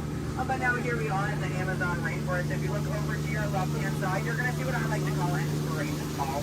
I call it that because the longer you stare into it, the more it's going to inspire you to go. Oh, deeper into the jungle, of course. Yeah, I don't know about you guys, but that certainly does look like inspiration to me. So much that I now feel inspired to take you guys into the Congo River. So why don't we see how far this boat can go? Okay, I'm glad of you if you did not like that. Don't worry, my jokes, they don't get any better yet. So buckle up, we're going to have an amazing time together. And if any of you have not seen the Jungle Book or you'd like to see it again, don't worry, it's right over there in 3D and the box set edition. Yeah, it really was the bare necessities here in the jungle. Oh wow, this is awkward. I'm sorry guys, I was trying to throw you a surprise party, but it looks like no one's here. I can't see anyone. Canoe? Yeah, I cannot. It really is an either-or situation if you get what I'm trying to say. I even brought out that giant python snake. I just would not recommend getting too close to him. He will develop quite a crush on you. It's what I like to call a constricting relationship. It never ends well. What in the jungle? Oh, sorry. I hope that did not alarm anyone. Those are just my roommates. Yeah, looks like they got into the explosives, but I'm sure they were just trying to find the bananas. They do find them very appealing. Yeah, they kind of go ape over them actually, but you know, I think we should make like a banana and split. So we're now gonna head down the Nile River, which is the largest river in all of the jungle. It goes on for Niles. And Niles. And Niles, thank you. And if you don't believe me, you are in denial. Disbelief. I bet you believed you had that one. No. Yeah, you did. I heard you say it. But if you look right there, everybody pay attention. This is super cool, super rare. It's honestly an African bull elephant. You could even say it is a once in a lifetime opportunity. You will never see one of those again in your entire life. A twice in a lifetime opportunity. You will never see one of those again. How majestic that is to become an African elephant. Okay, but now here we are on our African belt, which has some of my favorite animals on it. If you look up behind those boulders, you're going to see those tall-necked cheetahs. Right here in the front, those are the ones that killed Mufasa. Over there, we have the scary-looking chickens. Look at all those chickens. And then we have that beautiful pride of lions protecting that sleeping zebra. Yeah, who am I kidding? I can't lie to you guys. That zebra's dead. Those lions are chowing down on some lunch right now. But kids, don't worry. I like to come up with zebra plastics. There's lots of trust issues here in the jungle, I know. Wow. Okay, this is not something you see every day. Wow, all right. So, why are you all looking like that's what you normally see on a Saturday afternoon? That's concerning, you guys. I'm a little nervous now. I don't know about you guys. I don't think I have ever seen that many rocks on the beach before. Yeah, there's like, what, 200 rocks up there? Maybe 300 rocks, but then again, I'm not a geologist, so what do I know? Yeah, but what I do know is we're not going to look above the rocks. That just sounds like a lot of paperwork, and I hate paperwork, so instead we'll ignore it and hope it goes away. Yeah. Oh my goodness, there they are. Those are my friends who are going to go to that surprise party. We have Old, Smiley, and Ginger. Just be careful, Ginger snaps. Yeah, she is one tough cookie, and I'm not sure why, but my jokes, they kind of get crummier from here. I guess it's just the way the cookie crumbles. I don't really understand. It's unfortunate. But behold, straight ahead, we do have Schweitzer Falls, named after our famous and beloved founder of the Jungle Navigation Company, Dr. Albert. Wow. Yeah, don't worry if you didn't get that. We're going over it later. Yeah. So I really hope you know how to swim, and if you don't know how to swim, stop being dramatic. Stand up. The water's only 3 feet deep. Yeah, I like it's not that difficult. But if you guys are starting to wonder, Skipper Kevin, how on earth did you land your job here? I'd like to say it's plain to see. Yeah, I took a crash course, which was half off, and you know, I've been winging it ever since, but that's kind of the tail end of that story. There's not much to it. And now it does look like we are entering a hippopole, and I need everyone to be very careful. These do look like some dangerous animals. In fact, you could even say they are some hungry hippos. So if you guys could do me a favor and hold on to your marbles. I lost mine a long time ago. That's why that boat's halfway underwater. Oh no, I'm just kidding. The legal team said I can't keep saying that. That's going to get me fired. Yeah, the last time I took a boat out, I went to a volcano and everybody came back without eyebrows. But lucky for you guys, I took a wrong turn this time. But this is probably the point in the cruise where people start thinking my job is so easy, I'd let a monkey do it. But I promise you, that's not true. Those are chimpanzees. Yeah, there's a very clear difference between the two. Just don't ask me what it is. I have no idea, and I didn't think we'd actually see any. So that's kind of crazy. But lucky for you, I do have a very fun fact about monkeys. So apparently, humans eat more bananas than monkeys. But I don't know if I believe that, because I don't know the last time I ate a monkey, do you? Yeah, that's bananas. And don't worry, if you don't get that joke, I'll give you about 10 seconds. I got it. You're a late bloomer, you just need a moment to digest that one. You're welcome. Yeah, so please take your time. And it is now the moment that we have all been waiting for. It is the amazing, the colossal, it is the amazing wonder of the world. The backside of water! O2H! O2H! Alright, I got a few chemistry nerds on board. That was the reaction I was hoping for. Everyone else, don't worry, I only tell those jokes periodically. It just gets me in my element sometimes, you know. I did have a joke about oxygen and potassium. You could say it's okay. Yeah. I also had one about sodium, but no, you guys don't look interested. So instead, we're going to head down the Mekong River into the ancient Cambodian shrine. If you've never been in there before, be careful. There is a 10-foot drop. So make sure your seatbelts are buckled left to right and tug on that yellow strap. Yeah, if you're looking for your seatbelt, you can't find one, hold on tight. Let me know how that goes for you.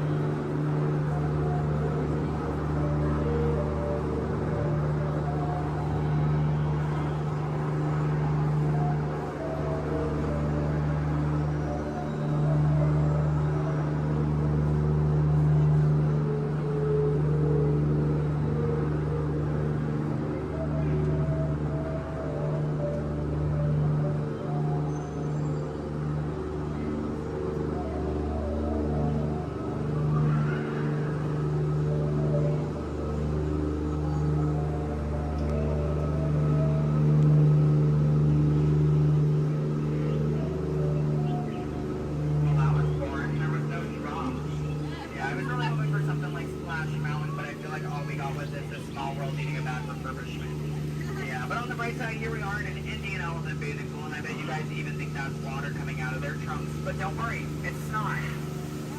Yeah, and as a double feature, if you look up ahead to your right, you're going to see those two baby elephants playing under a full moon. Yeah, I bet you don't see that very often, do you? No, I'm just kidding. Don't answer that. If you do see that often, I don't want to know why that's weird. Please keep that to yourself, okay? But you know, since we are here in the jungle and there are plants everywhere, I'd really like to take a moment and show you guys some of my favorites. So, that one.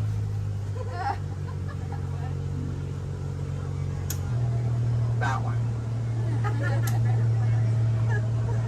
Okay, pay attention everyone. The one right there with the green leaves. The one next to it, that one. Yeah, they're great, aren't they? Yeah, sorry if you wanted their names. I don't know any of them. I barely know how to do visiting forwards. Yeah, so I can only give you so much. But what I can tell you is I'm sorry to let you know. We're coming up to the end of our cruise. And you know that's happening because look to your left. That's a gift shop. Everything at Disney ends with a gift shop. It's how we steal your money. Yeah. And it's our Lost Bound gift shop, which is sponsored by everything you've left behind over the last 5 or so years. So thank you so much for keeping us in business. I really do appreciate it. And if you're curious about who's in charge of this gift shop, I know it can be kind of confusing because there's a sign that says back in 15 minutes by Sam. That sign's been there for a few years. I have not seen Sam. I don't think he's coming back. It's also not those monkeys, because you know that'd be a monkey business, and we don't monkey around here in the jungle. That's completely unacceptable. It's actually that elephant. Because did you guys know that elephants have the best memories in all of the jungle? I wish I had a memory like that. It really helped me with my job. Oh, fun fact about elephants. Did you guys know that elephants can grow up to 4 feet? Which is super impressive. We only grow up to 2, one on each leg. And if you don't get that, look at your legs, look at theirs, you're going to see an extra pair. If you see any more than 2 legs on yourself, go to a doctor immediately. Yeah, that's not normal, okay? And then if you're looking in that gift shop and you see anything you like, you might notice we have a whole bunch of hats in all different shapes and sizes. Once you get off the ride, just ask one of those skippers about it because, you know, we're really great at capsizing. It's something I think we've honestly perfected. But what I can tell you is that if you did enjoy your time here today, my name is Skipper Kevin. I'm trying to give you my full name. And I do spell it a little weird, so I'm going to go ahead and spell it out for you. It is spelled H-E-L-P space M-E. Do it that way, you will, okay? If you did not enjoy your time here today, then you know what? That's unfortunate for you. You willingly got in my boat and wasted 10 minutes of your own time. My name is still Skipper Kevin. Thank you for leaving. And I think I would go one step farther to say that out of all of my cruises today, you've been the most recent. No, I'm just kidding. I'm just kidding. You've actually been outstanding. Especially those of you who just awkwardly stared at me for 10 minutes. It's been mutually awkward. Yeah, I'm not a robot plot twist. I'm not an animatronic. I can move my feet off the floor, and I can hear and see everything you haven't done since you sat down. And you know what? That makes us like a family. Because I did my own family after 10 minutes of quality time together. Look at that. She's even giving me a heart. This is why I have attachment issues. You're going to get out of my boat in about 2 minutes, and it's going to make me cry. You need to leave is what I'm going to say. So in just a moment, you're going to be outstanding on that dock. Yeah, it really is great. Oh, and while we're looking over at the dock, let's do a little bit of a dock orientation. Everybody on this side, this is where we're going to be getting out. So if any of your elbows are hanging out of the boat right now, leave them there, stay comfortable. But when we get over there, you might want to pull it in the boat because that dock is really hard to replace. Yeah, your elbow, I can send you to an urgent care lab dock. I don't have a contact card for it. I don't know how to replace it. But you're going to see those 2 docks in between the boat. I like to call them the paradox. Yeah. The 2 skippers, they're paradorks. Yeah, they really are adorable, aren't they? And you can tell them I said that. They're going to hate it, but I love it. Yeah, and thank you for saying I'm so funny. You're really inflating my ego as we speak. Yeah. I'm getting some compliments from you. She's falling in love with me. She's stealing my jokes. He's recording me. This is like a reality TV show. I'm better than the Kardashians. Yeah. Oh my goodness. And what do you do? What's your story? Do you walk across the country? Yeah. You do? That's Iron insane. medal sprints. Do you? Yeah. What kind of medal? Golden ones, silver. Do you sell them? No, I just wear them. You just, but, so have you not won any? No. You haven't, yeah, you're not wearing any, so I kind of assumed. Yeah. When you get one, are you just going to wear it all the time? Yep. Oh, are you going to name it? No. it deserves a name. Why do you think your mother named you? I'm just saying. Okay, your story's boring me now. What is your story? Talk to me, Miss Epcot Center. She's wearing a shirt that says Epcot. Is that your story? Yeah. That's it? Yeah, and I'm sticking to it. That was a pretty short story. Yeah. It's been a long life. Short story for a long life. Something about that doesn't make sense. Oh, goodness gracious. My friend in the middle with the Leia shirt. Hello. Are you a Star Wars fan? Good to know. What's your story? Alabama? My friend's from Alabama. He's bald. He normally works here, but he's not. His name's similar to mine. It's Brevin. I'm Kevin. We also have a Devin and a Heaven. If you can, yeah. How do you think we feel? You hear us on the microphone, you just hear a name, all you hear is Evan. We all come flocking too. Yeah, it's great. Okay, my friends in the back, why are you so quiet? You're so quiet. Are you having fun back there? Just making sure you're not asleep. I mean, your bucket has a little no. You're wearing sunglasses. You're wearing sunglasses. He's behind my engine. Can't see any of you. And then, what about you two over there with the extra set of ears? How you doing? Thank you. Are the nicest one here. No one asked me how I'm doing. Thank you. You are all horrible people. Just know that. Just know that, please. Except, well, no, you can love me all you want, but that doesn't mean you ask me how I'm doing. You know what? I think I'm ready to cut our time a little short together. So, now this is a word for legal. Make sure your hands, arms, legs, and feet are inside the boat. Parents, supervise your children. I don't have any, I don't want yours. Children, supervise your parents. I don't trust them, neither should you. And that number 2 they're holding on means that we have to do this 2 more times because you guys just didn't make me feel good enough about myself. So hello everybody, welcome aboard the Walt famous Jungle Cruise. My name is Skipper Kevin and I would never do that again. That's treacherous. The only thing I'm going to do is make you 2 times farther from the exit for your inconvenience. You're welcome. And I really would like to tell you what my parents told me on my 18th birthday. They looked at me and they didn't say, Skipper Kevin, happy birthday. Why are you staring at me? That's all they said. Okay, well now that you guys are just doing weird things, get out. Goodbye. Yay. Stop. Don't stop. I need it. Yeah, guys, give me a standing ovation. I am a middle child. I love validation. Yeah, thank you. Good evening, friends. Look around you. There is a special magic that flows through this land. A magic of fantasy, swirling with pixie dust, made more brilliant by the light that lives within you. It inspires us to wish upon stars, follow our hearts, and find our happily ever afters. Tonight, as we gather together under the spires of this majestic castle, our dreams ignite the magic to create a beacon shining out and celebrating 50 years of the most magical place on earth.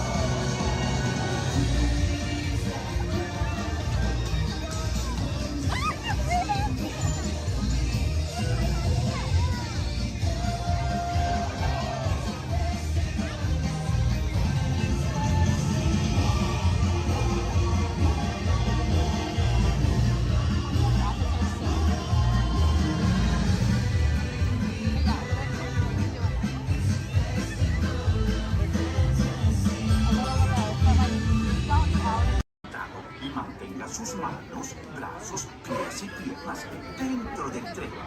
Cuide a sus pequeños. Muchas gracias.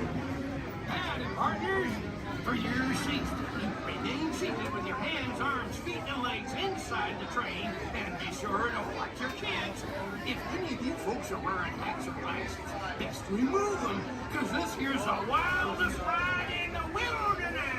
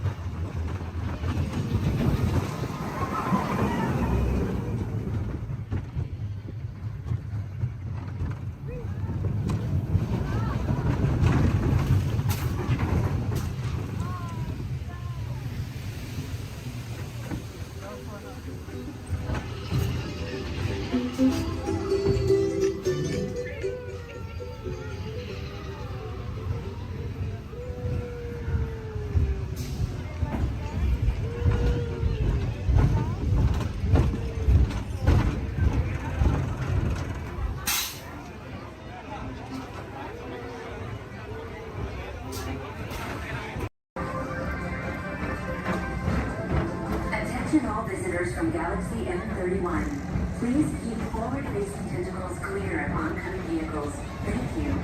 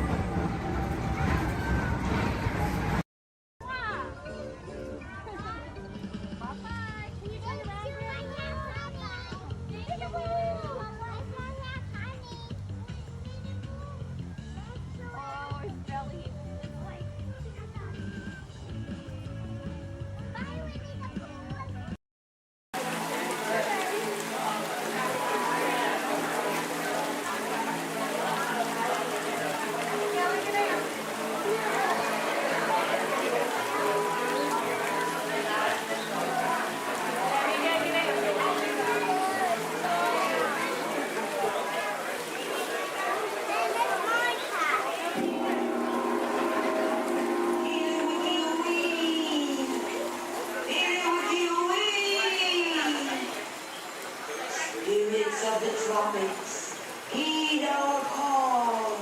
Descend with your rhythms for one and for all.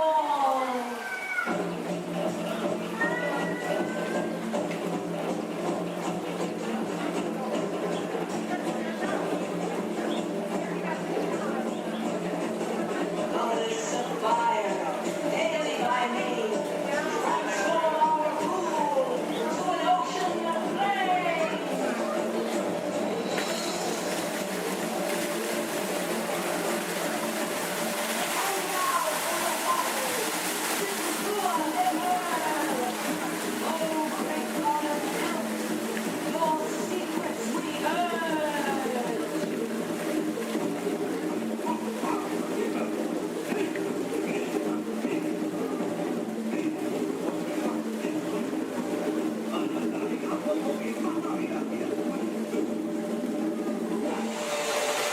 Wowee! Phew, that's almost as much fun as New Year's Eve in the orange groves.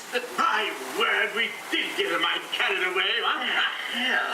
I say, look out there across the water. It appears we're a bit of company. Law me, yes. Welcome, you all. Permit us to introduce ourselves. My name is Claude, and my loquacious cousin over here is... I'll introduce myself if you don't mind. Hi there. I'm, well, let's see now. It's right on the tip of my beak. Clyde Birdbrain. Oh, yeah. I'm Clyde Birdbrain. Oh, I say, perhaps you good people have never conversed with toucan birds before. Well, neither did we, till one day we discovered this magic sunshine pavilion. By Jove, yes. I remember just how it happened, many, many bird baths ago. There we were in an explorer's launch on a mysterious river in deepest Adventureland. Off in the distance comes the fierce roar of an African lion. And as we round a bend in the river, a huge bull elephant bellows forth in protest of our intrusion. Suddenly, the treetops explode in a frenzy of outraged birds. Oh, come, you can jolly well do better than that. I can jolly well do one at a time.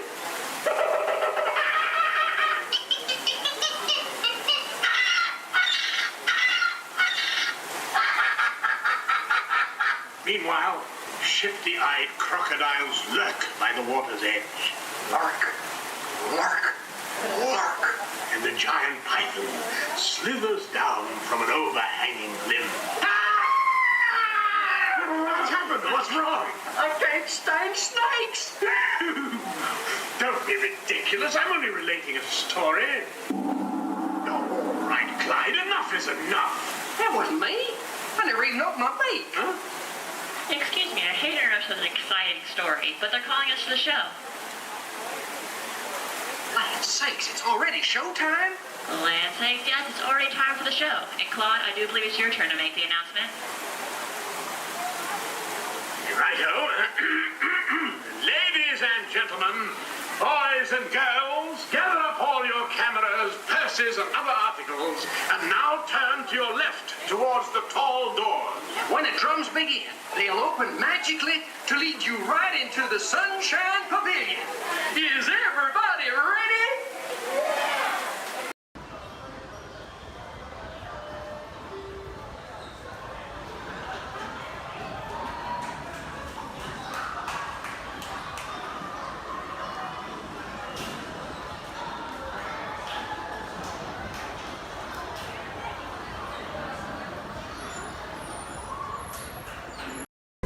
In the life cycle, there are winners and there are losers.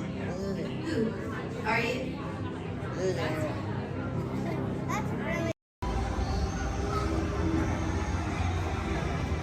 good food that nuts I should try on Tuesday? Hey, stay there.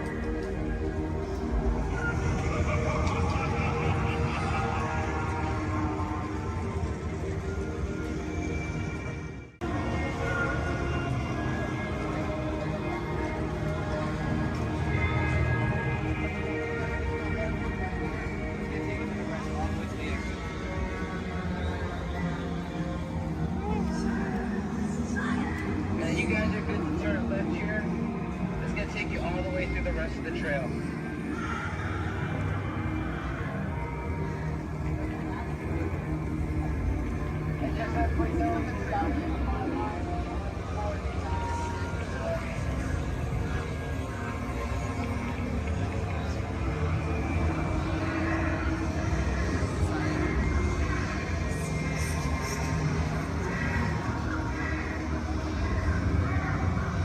Oh, because that's where Maleficent is, over there. So the doors at Ice.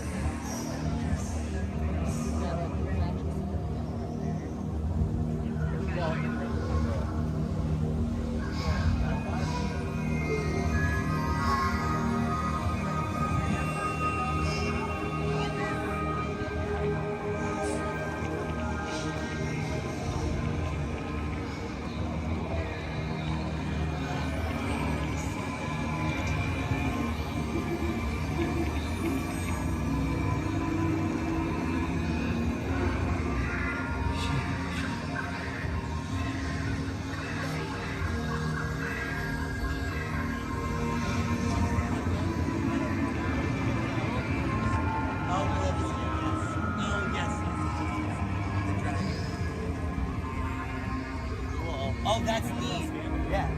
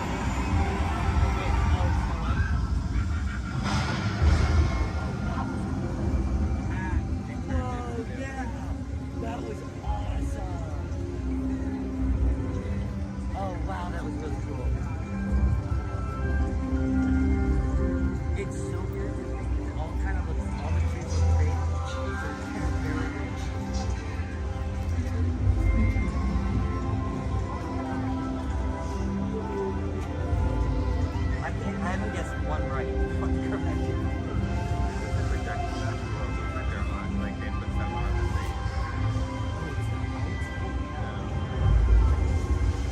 Well, things they could do with projectiles.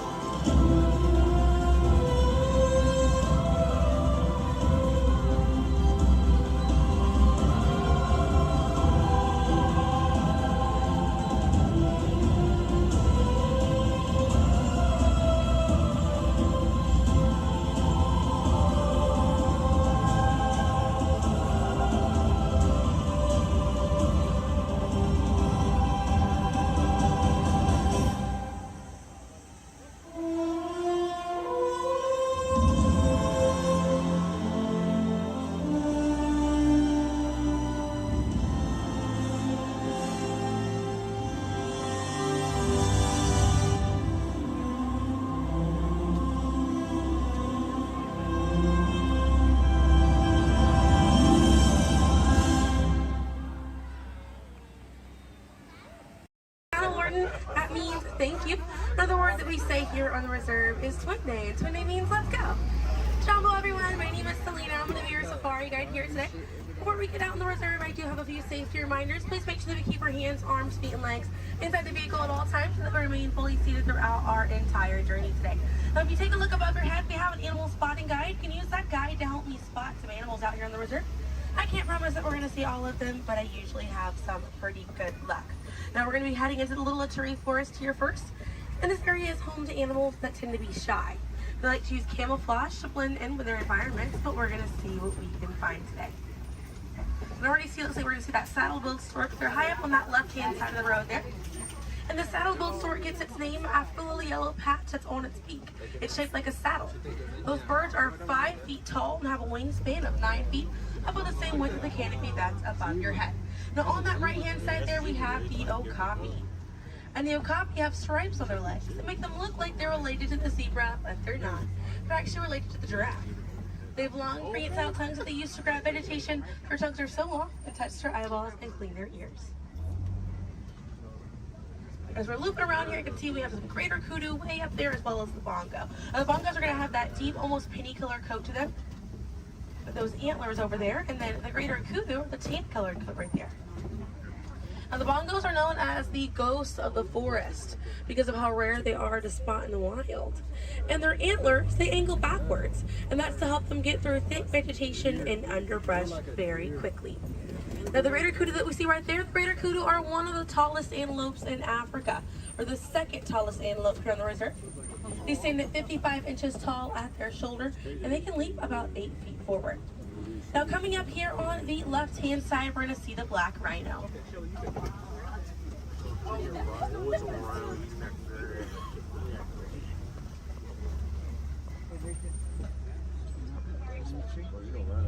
Now, black rhinos are the smallest rhino in Africa. They weigh about 3,000 pounds.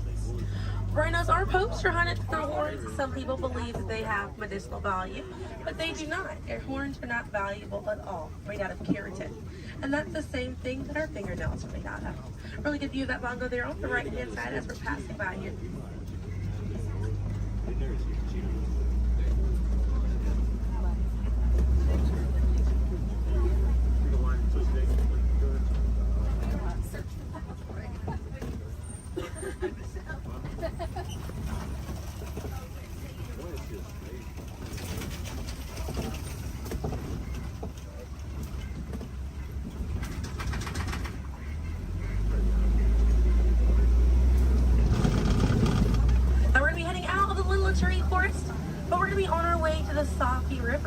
And animals in this area like to hang out in and around the water.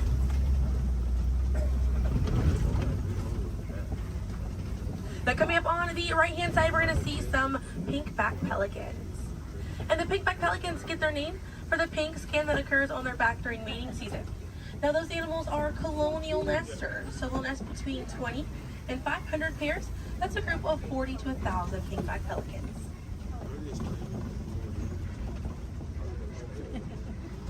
A view of the Savi River coming up on the left, and we have some Nile hippopotamuses. Now, a group of hippos is called a bloat, and they spend most of their time submerged in that water to avoid overheating, but they will come out to graze. And they can stay submerged in that water up to 8 minutes at a time. And instead of swimming through the water, hippos will actually walk or run along the bottom of the riverbank, helps them glide through that water right there. One of the ways you can help out your waterways is by checking your sunscreen to see if it's reef safe. Another way is just being aware of how much water that you use and trying to conserve as much as possible.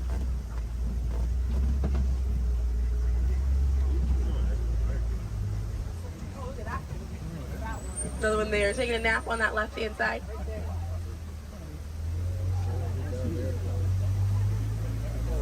Now, coming up on the left, we're going to see the Nile crocodiles.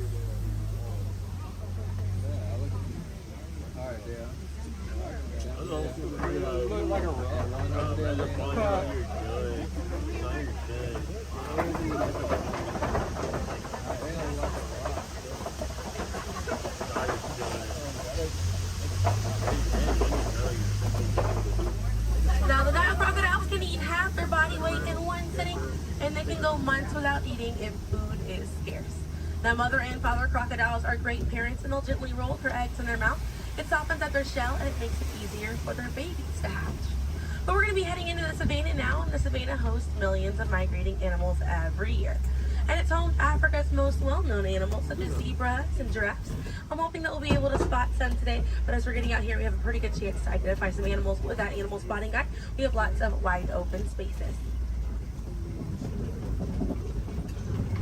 Already see, looks like I can see the elands are out there. Wondering what other animals. I'm hoping it'll be a pretty busy day out there.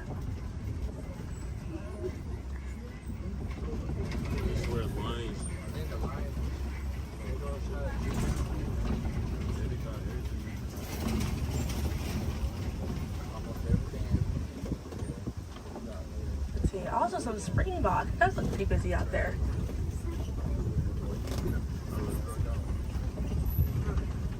So we're still looking around here. Keep an eye on the right. They're going to be past this kind of rocky area. It's a herd of wildebeest way back there in that pathway. And the name wildebeest means wild beast in Afrikaans. And they'll travel in groups of 1.5 million, and they'll go about 500 to 1,000 miles every year. That's roughly the distance between here and New York. And during a wildebeest great migration, they can kick up so much dust that their dust cloud can sometimes be seen from space. Now, wildebeest are very impressive animals. They're able to run about 15 minutes after they're born. But this group of trees there on the right-hand side, they're all kind of pruned underneath to the same height, and that's about as far as those giraffes can reach. Looking at the vegetation on these trees all around this area here. Now that's going to be the Maasai giraffe, and the Maasai giraffes have an irregular coat pattern. They don't have those clean lines around their spots like the reticulated giraffe that's on your animal spotting guide does.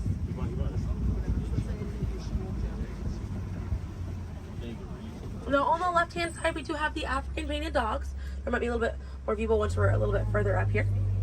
Now, African painted dogs get their name after their fur pattern.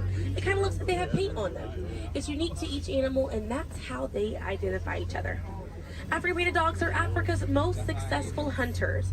They have a catch rate of 90%. Now, right here on the left-hand side, we're going to have a really good view of the Ankole cattle. We're going to sneak on by here. The Ankole cattle are the only domestic cattle breed that we have here on the reserve. They're in the bovine family, same family as buffalo and bison. And their horns right there, they grow about 3 to 4 feet in length, and they're filled with a honeycomb-like structure. It allows for blood circulation, and it helps keep them cool on hot days. Now, further back, that's a sable antelope in that back left corner. And the sable antelope are very special because of the symbol of the Harambe Wildlife Reserve, because of how courageous they are. So in a choice between fight or flight, the sable antelope will choose to fight, just so we should fight to protect these animals and the environment that they live in. And their antlers are angled backwards to deter animals like lions from jumping on their backs. And we have a really good view there of that Maasai giraffe. We're gonna have another pretty good view there on the right up ahead too. Maasai giraffes stand about 18 to 20 feet tall when they're adults, and when they're born around 6 feet tall. They have about a 6-foot drop the moment that they're born. And just like the okapi, they do have those long prehensile tongues that they use to grab vegetation. They kind of use like how we use our fingers to grab food.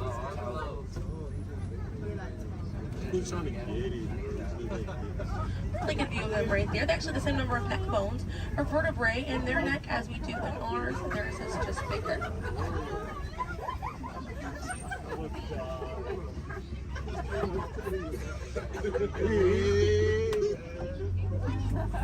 Group of giraffes is called a tower.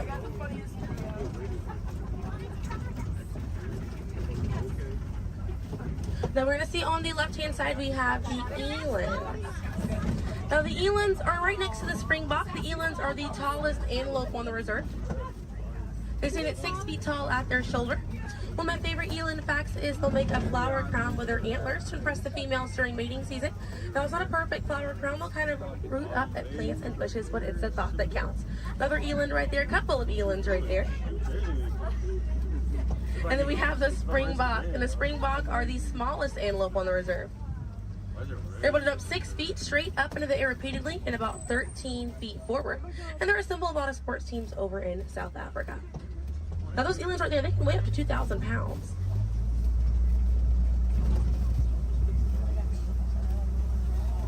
Another view of that Maasai giraffe right there.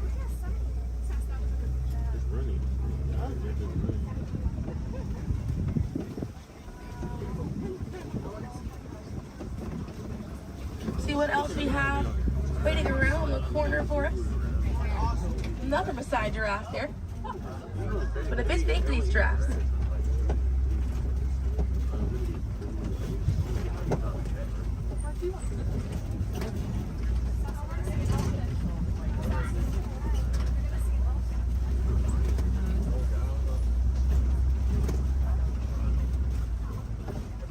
We're going to see the African elephant up here. It's going to be on the right-hand side of the truck.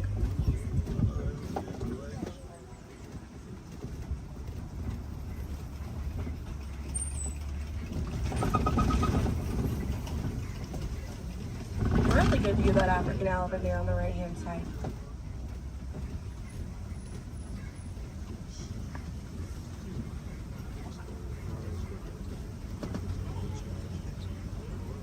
And on the left we have the mandrill.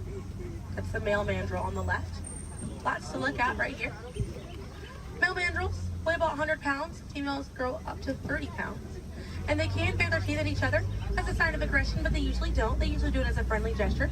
So it's kind of like the mandrills are smiling at each other. And we can see that elephant back there. And elephants are social creatures. That's going to be the African elephant.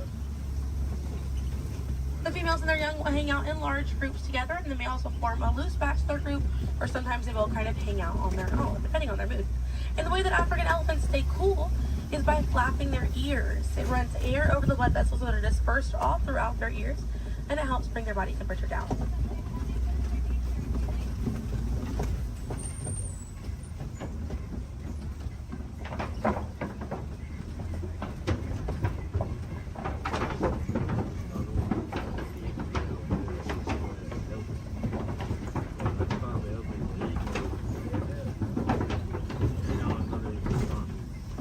We're going to be looping around this area here. We have lots of red clay on this right-hand side.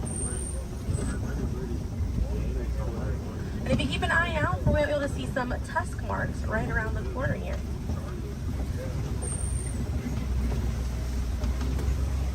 So those tusk marks on the right were caused by African elephants. And they'll scrape up against that clay and they'll eat it. More elephants there on the left-hand side. And they eat it because it contains the minerals that they need, sort of like how we take vitamins.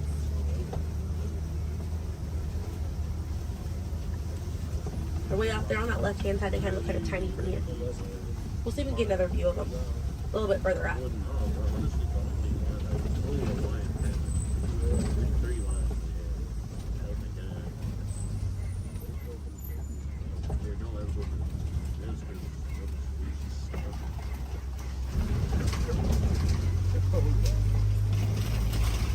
So on the right-hand side, we're going to pass by a couple of trees. There's one on the left by those elephants as well.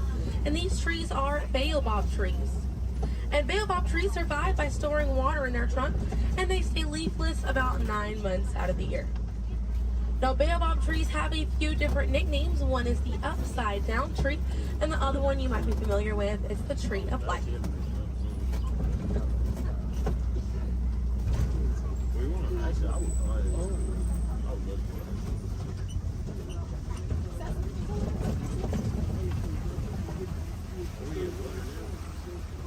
And we're coming up here on a group of flamingos. Group of flamingos is called a flamboyant. So here we have that flamboyant of flamingos. Now this particular species is the greater flamingo species, and they're the lightest colored flamingo in their family. They get their color from the brine shrimp that they eat, and over time it turns their feathers pink. It takes about 1 to 2 years to get that full pink coloring right there. When they're born all gray and fluffy.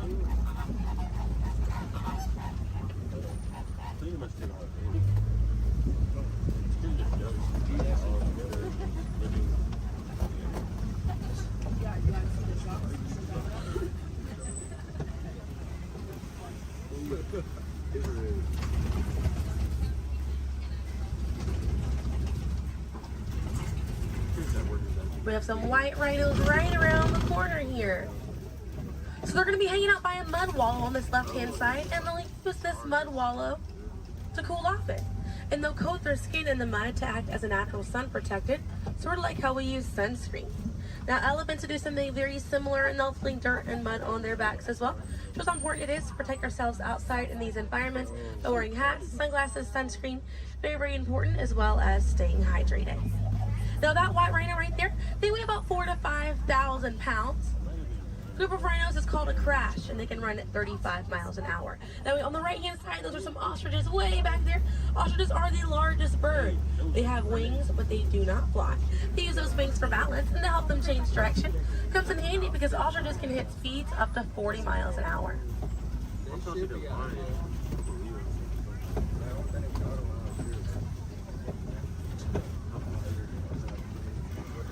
You see some cheetahs right around the bend here.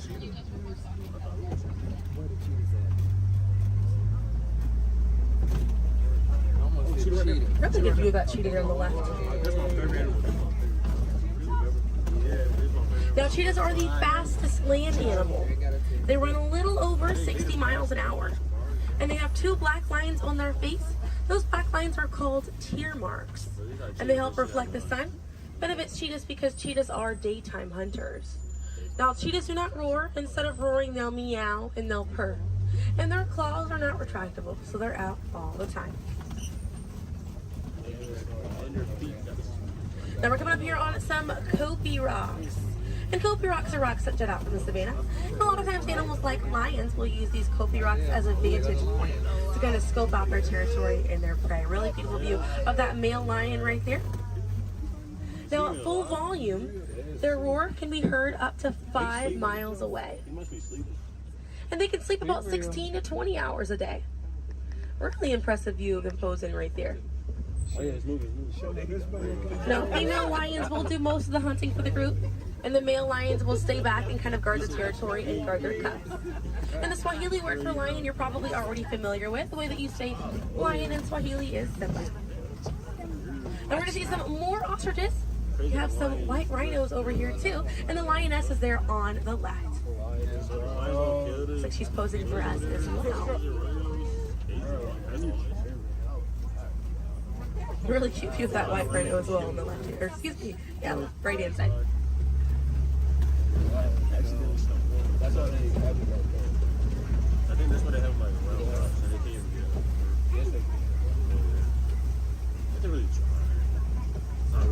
I can see some warthogs right around the corner because it wouldn't be a safari without them. Few of them over here. Warthogs are in the same family as domestic pigs. They're really intelligent animals and are the largest burrowing animal as well. And oftentimes they'll reuse burrows made by other animals and they'll back themselves into it with their tusks spacing out for protection.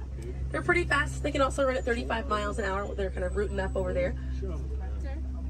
And they also have a mud wall that they use to cool off and to coat their skin in it to get some relief from bugs and insects. Also have a really good view of these white rhinos again on that right hand side.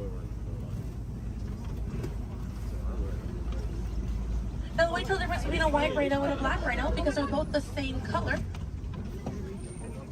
So the shape of their mouth. White rhinos have a wide mouth and black rhinos have a V-shaped or pointed mouth. Original word for white rhino was vite. Vite means wide in Afrikaans, but over time it was misheard and mispronounced and it turned into the white rhino. Another view of those warthogs as we're passing by on the left-hand side, but on the right we're going to see some ostrich eggs in that tall grassy area.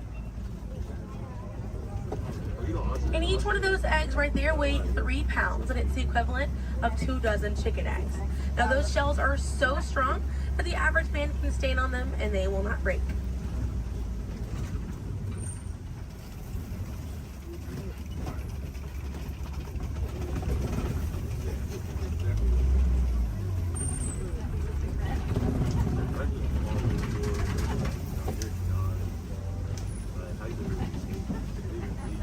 We're gonna see, looks like we have some Nigerian dwarf goats over here. And these goats are used for their dairy products, such as milk and cheese. So they take up a lot less land than cattle, so they're easier on the environment, and they're very cute. Now their milk is considered high value, so selling that milk helps take away the need to rely on wildlife. Now if you do want to see some more goats today, you can head over to Rafiki's Planet Watch. They have a petting zoo area, an animators area, and a kind of behind the scenes look at Disney's Animal Kingdom. Very, very cool. Definitely check it out if you have the time.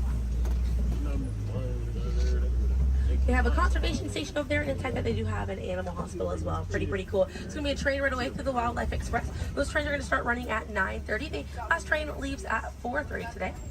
The petting zoo is going to close at 5 o'clock once you're over there, and the animators experience is going to close at 4:45. But we got to see a lot of really cool animals today. If you'd like to learn some more information, you can check out DisneyAnimals.com, or National Geographic is a really good resource. Some ways to help out these animals at home include volunteering at your local nature center, or a conservation organization, or even joining a local beach or river cleanup. Some more simple ways to help out at home include turning off the water while you brush your teeth, or using reusable water bottles instead of disposable ones. Now, those small changes really add up to make a big difference. And on behalf of Kilimanjaro Safaris, my name is Selena. I'm from Pensacola, Florida, and it was an honor to be your safari guide here today. I hope that you were able to see the importance of these animals and the environment that they live in. Now, here in the reserve, we don't like to say goodbye because goodbyes are far too sad and far too final. So I will leave you with the Swahili word, kwaherini. And kwaherini means to go well, with the intentions of seeing each other again one day. So kwaherini, my friends. Another word that we say here on the reserve is asante sana.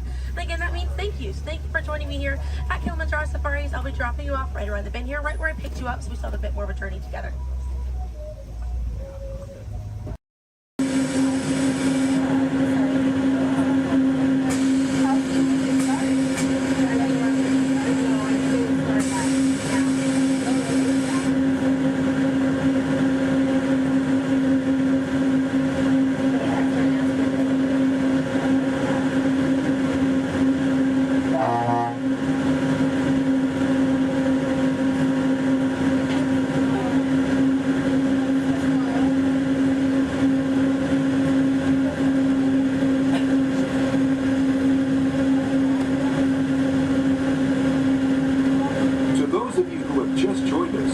Welcome aboard the Disneyland monorail. For your safety, please remain seated, keeping your hands, arms, feet, and legs inside the train. Watch your children, and no smoking, please. Bienvenidos a bordo. Para su seguridad, permanezca sentado y mantenga las manos, brazos, pies y piernas dentro del tren y cuide a los niños. Por favor, se deja no faltar. Gracias.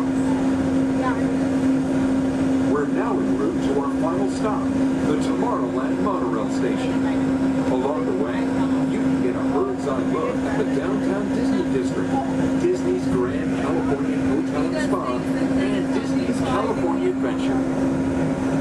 To the left of the monorail is the main entrance of Disneyland, the happiest place on Earth. Disneyland is truly an American original.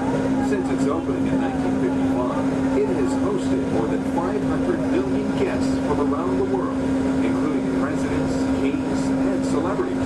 It is the original Disney theme park, created and enjoyed by Walt Disney himself.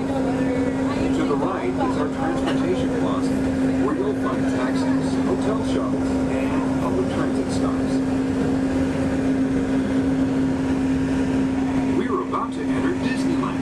Some of the clearances are pretty tight up ahead, so be sure to remain seated, keeping your hands and arms inside the cabin.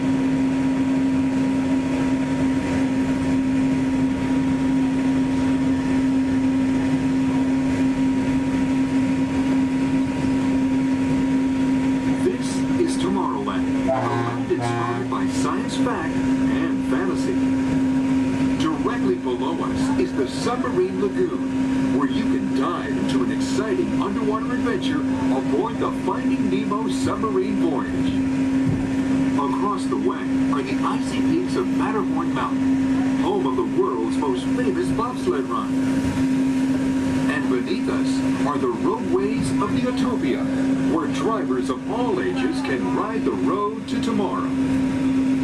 As we cruise over Tomorrowland, our pilot would like to share a few program reminders.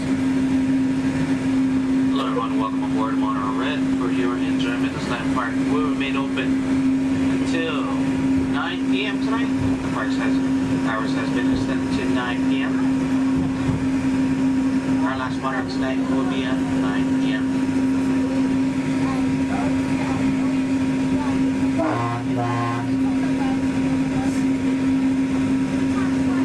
Later today we have Celebrate H Street Party stepping off at 5:30, coming from Main Street, USA, back up to It's a Small World. And later tonight we have Halloween screens at 8 p.m. in front of Sleeping Beauty Castle. Hope you enjoy the rest of your stay here at Disneyland Resort. Thanks for flying with us on that fabulous sky.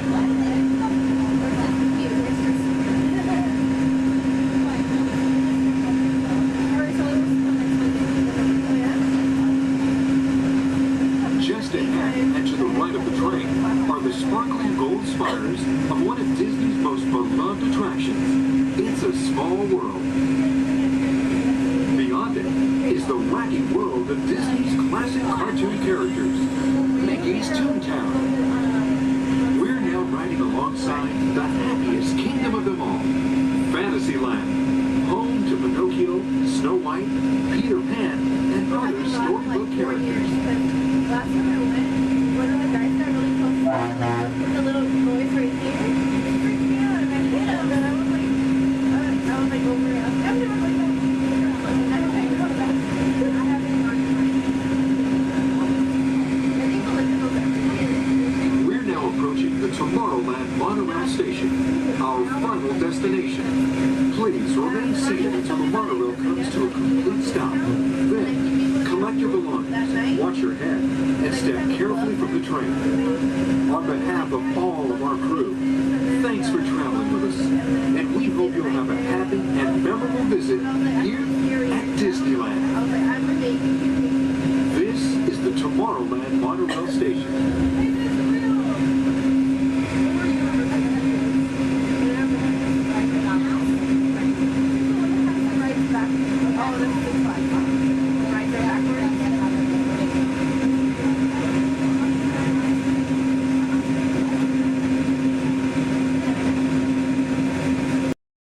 Good luck to you all. You might need it.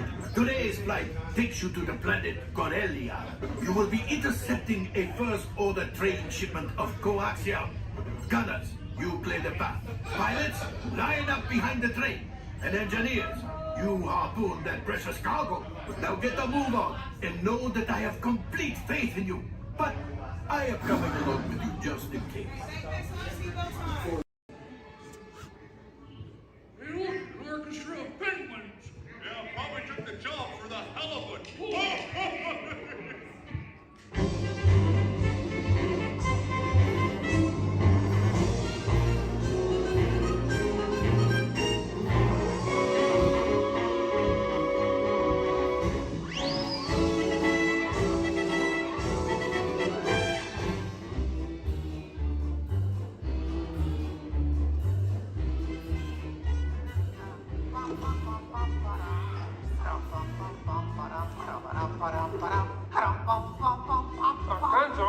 Gonzo? Oh. Sorry, boss. Hi-ho, Kermit Frog here, and welcome to Muppet Vision 3D.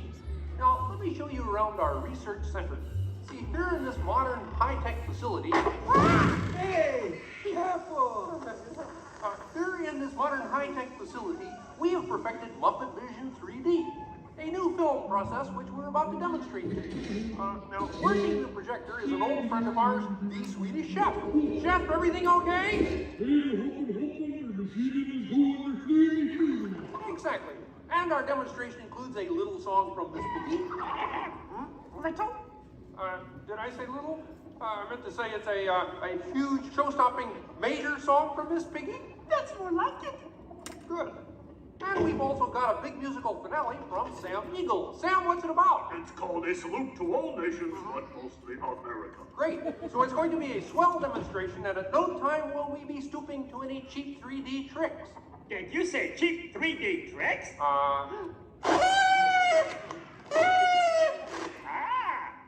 And here's something I wanted to spring on you. Walmart, it's that dumb bear again. Yeah. Hey, Bear, you're not even funny in 3D. Oh, not you guys. How did you get here? We entered a contest. Yeah, we lost. Oh, yeah? Well, my new 3DX gonna shower you all with humor. Waka waka. He's trying to drown us. What kind of act is that? An act of mercy. Well, listen, better luck next time, Fozzie. Okay?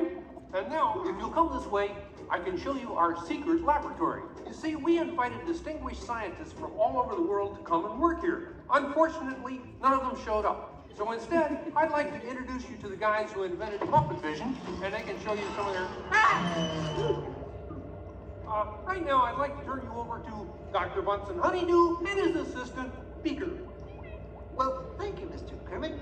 Today, let's look at the advancements we've been working on for Muppet Vision.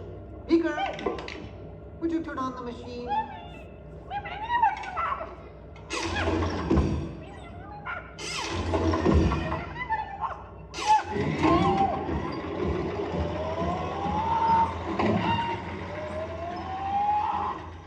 We at Muppet Labs have been able to grab hold of the future. The wheels of progress turn swiftly here as we strike upon ways to bring science safely to you. This user-friendly machine will now generate the first living 3D effect just by flicking a simple switch.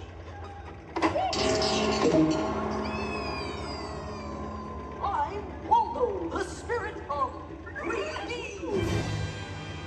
Thank you. Here. Ooh, cute outfit. What's this? Don't you just hate it when your nose runs? You know, all these other people think I'm talking to them, but I'm really just talking to you. Well, I think that would be just about enough of Waldo, Beaker. You may deactivate. What? What are you? Hey, watch it. Oh dear, he won't deactivate.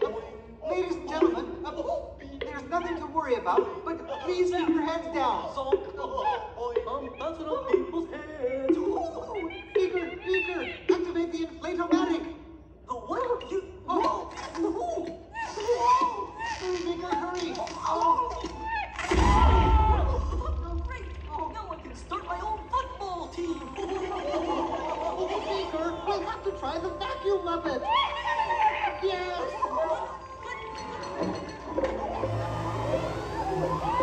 Ladies and gentlemen, for your own safety, please rest your armrest firmly.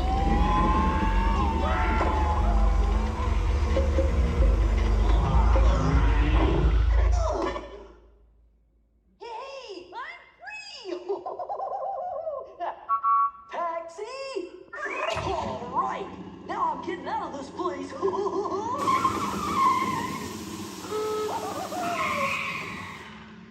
This way, folks. I'm sorry, but Muppet Labs seems to have been temporarily sucked up. But, what is that? Hey, come in. See, it's my new remote control banana cream pie. Yeah. Hey, come in. Watch this. What?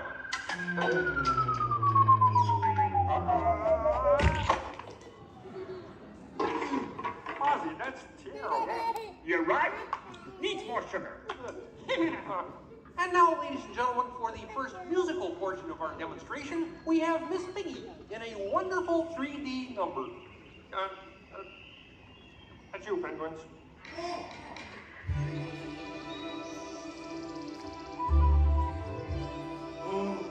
Doesn't it look beautiful? Yeah, too bad they're gonna spoil it with a pig.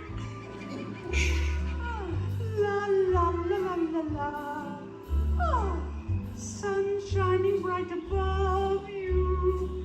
Soft breezes seem to whisper, I love you. Birds singing in the sycamore tree.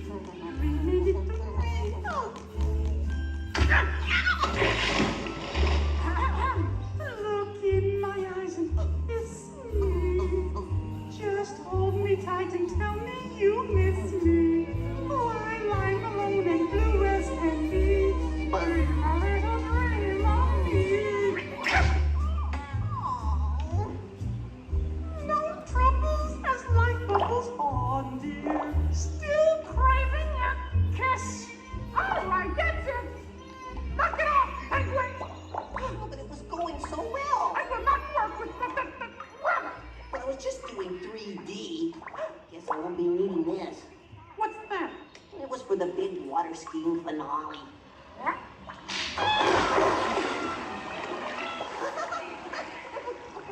Hey, buddy, what are you doing? What do you mean? You are ruining this film. Well, I was Get just out. trying to help. Get out. I didn't mean anything. Go away. Go away. Does anybody know the way out of this film? Hey, you got a map down there? Well, you come with me if you like. I just got fired and I'm running away. Terrific. Let's go. Okay. Hey, Bean, what's up? I'm going away forever. Oh, great. Could you give me a sandwich? Would any of you people like anything? I mean, since he's going out, he could forever? Bean? Bean? Oh, Kermit! Kermit!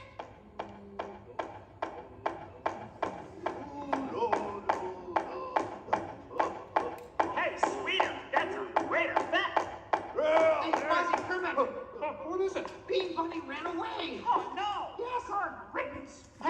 We gotta find him. I know! All right, everybody spread out and look for Bean. Right. I'll go this way. Ladies and gentlemen, we'll continue the show in just a moment. But in the meantime, if you see a rabbit, holler. Bean. Bean? Oh, Bean. Bunny! Bunny! Bean! Where are you? Bean? Bean? Bean? Bunny!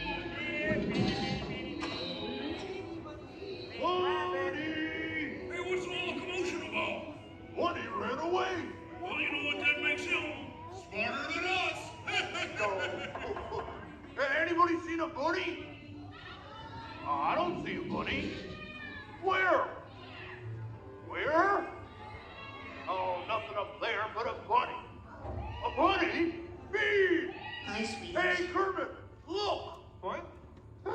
Bean, what are you doing out there? I'm running away. Nobody would let me help in the movie. Oh. This is a very moving moment. Yeah, I wish they'd move it to Pittsburgh. Hey, Bean! What are we doing sticking around here? Let's burn rubber! Who's that? He's Walt, 3D friend, and we're both leaving the movie. Right, look at Bean! If you leave, you'll miss all the fireworks! Right, yeah! Fireworks? Ooh, okay, I'll stay. But I want to help. Gee, is there anything Bean can do in the final number? Oh, gosh, maybe Bean could set off the fireworks. That sounds great. Cool. Yeah, and I'll stay and help. I love fireworks. Well, okay. Sam, are you about ready? Yes, it's a glorious 3-hour finale. You got a minute and a half. Okay, everybody, get ready. Right. Ladies and gentlemen, the Muppets proudly present the final demonstration of Muppet Vision 3D.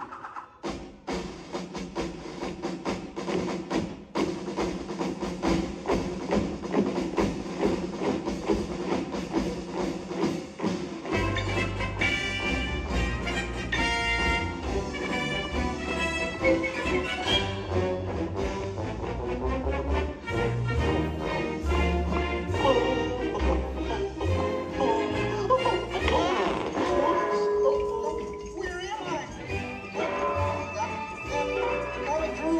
What are you doing? Get back into place. On me? There's the two-way section. Oh boy. Whoa! Is it over yet? Can we start again? Sorry. Bean, the fireworks.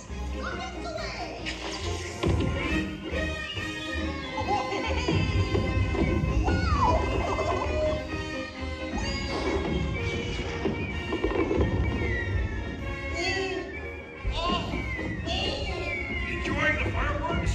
No, your chair's on my foot.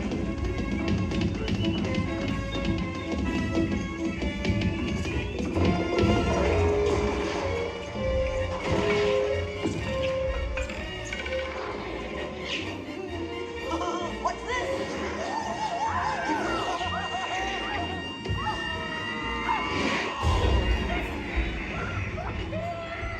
Stop the movie! Stop the movie, Chef! Chef! Can't you hear me? Stop the projector! You won't hear from my lawyer. Hey, I'll save you, penguin! Take it easy! Oh, I'm sorry! Oh, no, wait! Don't shoot! Stop, everybody! Stop! No, not you! Them! Look out!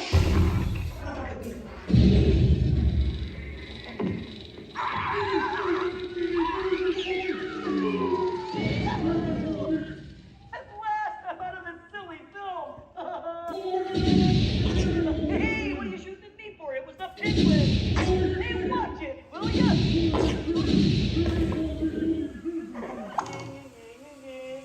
You could hit me with a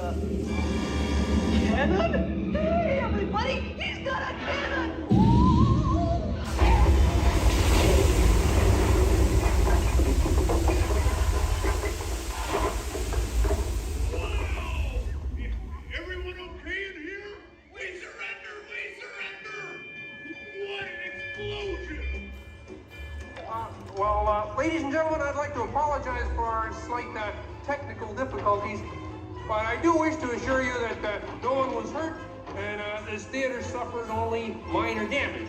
So thank you very much for coming to see this demonstration of Muppet Vision technology, and enjoy the rest of your stay, and come see us again sometime.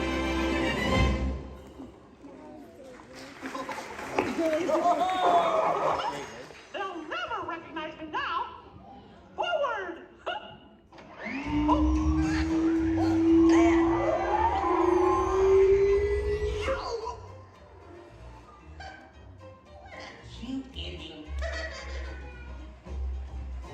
Well, what do you think? We have time to go to the bathroom before the next show? We can't, you old fool. We're bolted to the seats. On behalf of Kermit the Gang, thank you for joining us. Now please gather your personal belongings and waka waka. Uncle says the doors to your right.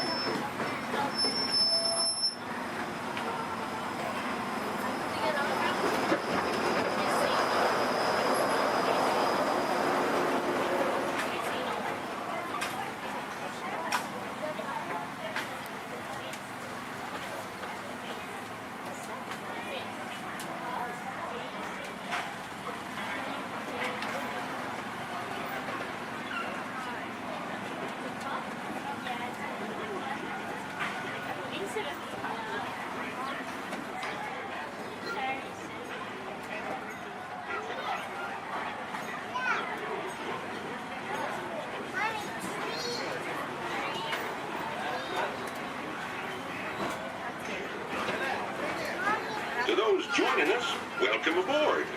The next leg of our journey will take us along the rim of the Grand Canyon.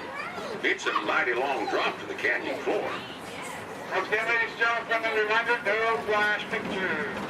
And legs inside the train. Be sure to watch your kids and no flash pictures, please.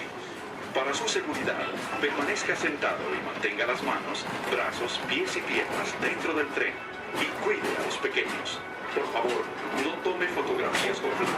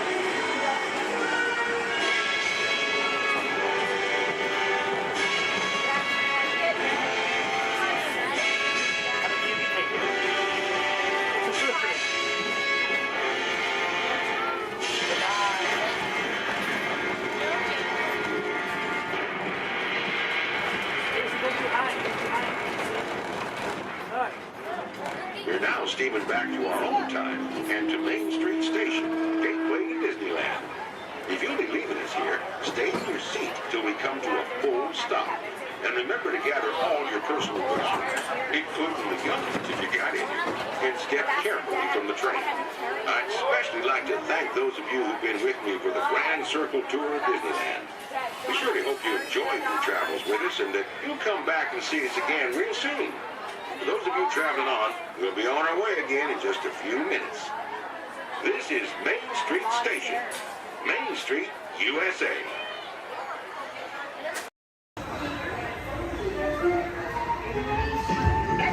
Keep your eye on Jack Jack. No problem, darling. And the baby is gone. Edna? Dash, go get him. Edna, get started. Hold on. 5, 4, 3, 2, 1, go.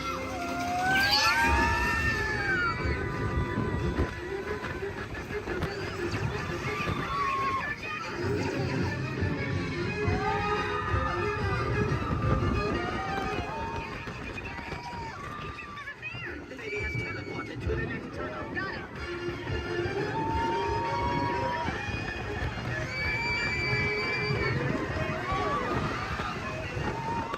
Hey, sweetie, come to mommy. No, don't go, sweetie. Oh, Jack,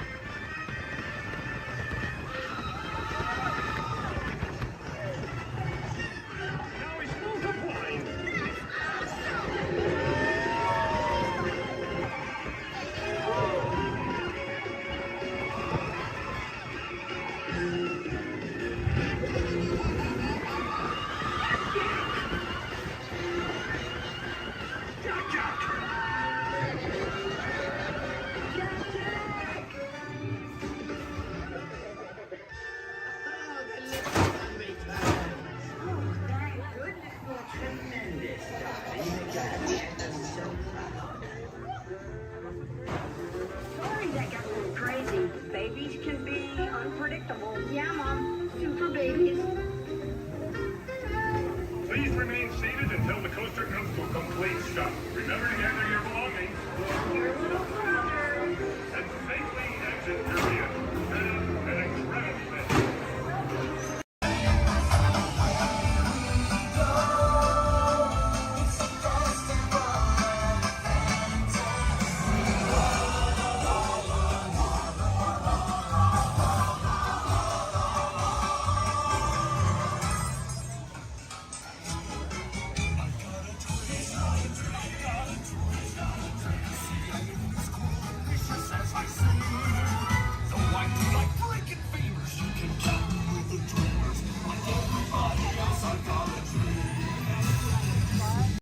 Yes, Walt has some of the brightest minds in the world, but I keep things around here pretty chill, so the kids can create the next big idea that will equip the tools to become the next generation of heroes.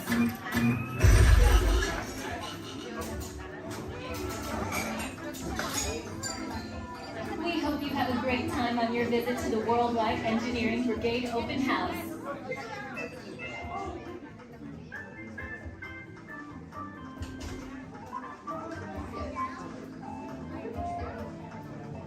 And now, our project lead, the brilliant, Peter Parker. Hey, what's up? I'm Peter Parker. And here at Web, we get access to some pretty awesome tech, like vibranium from Wakanda, or this crazy alien juice stuff. We have pin particles and Star Tech. It all helps us develop really cool stuff, like these spider bots, for example. Check it out. They have this really cool self-replicating feature. Because? This is awesome. Buddy, you can stop doing that now. But anyway, you guys are here today to help us test the web slinger vehicle. Using onboard tech, you will be able to sling webs just like my buddy Spider-Man. Peter, your presentation is getting away from you. Yeah, I'm aware of that, Sharon. If you could just initiate the safety protocols, it'd be great.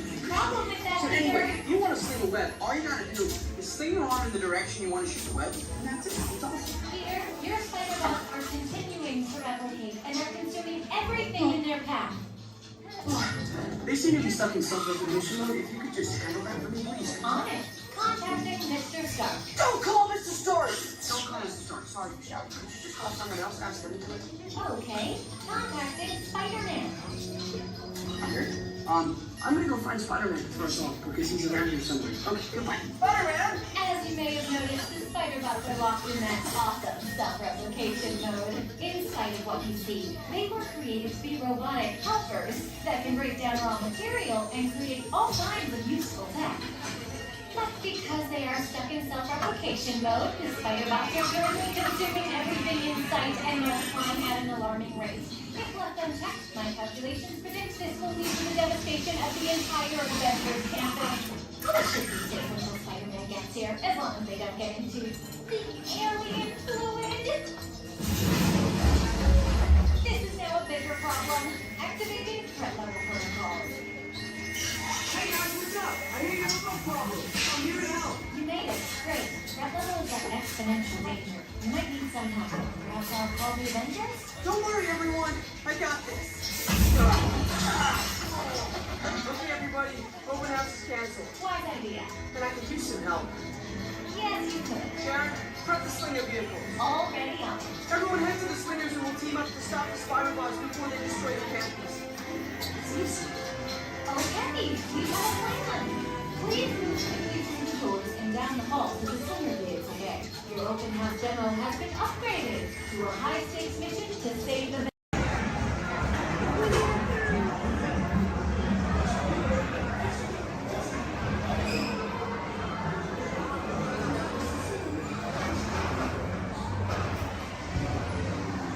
One day, 100-acre wood. The East Wind traded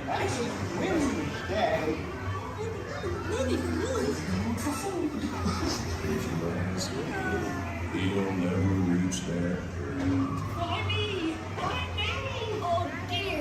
Can you touch me,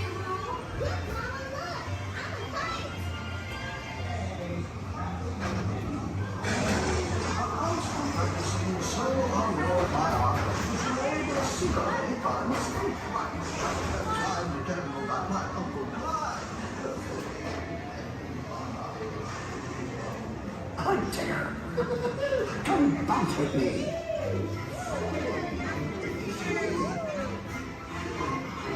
Bouncing makes you feel just great, doesn't it?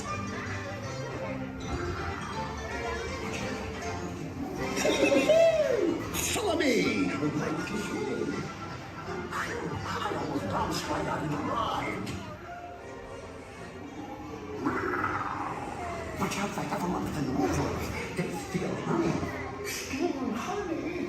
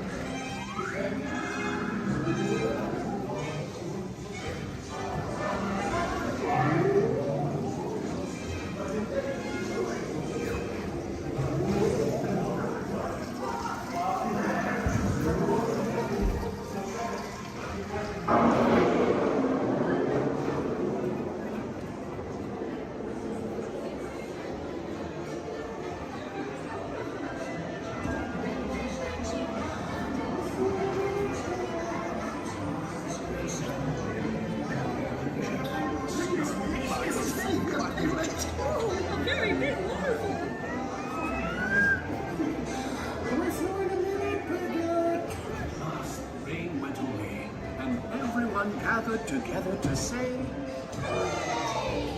Hooray for Boo, too!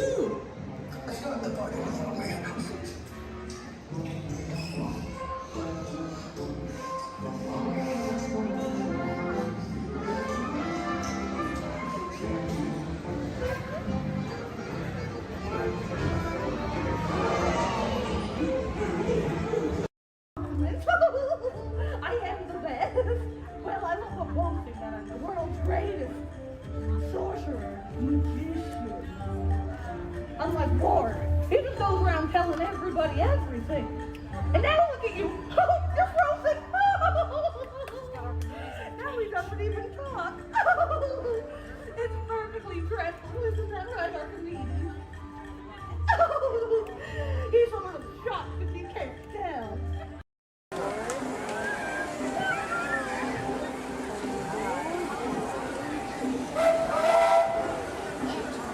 Do you hear that? I say choo-choo. Whoa!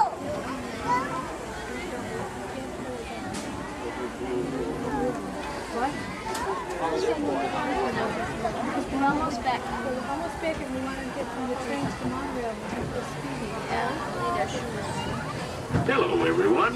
Thanks for joining us on the Disneyland Railroad. For a safe ride, remember to stay seated with your hands, feet, and legs inside the train. And please, watch your kids.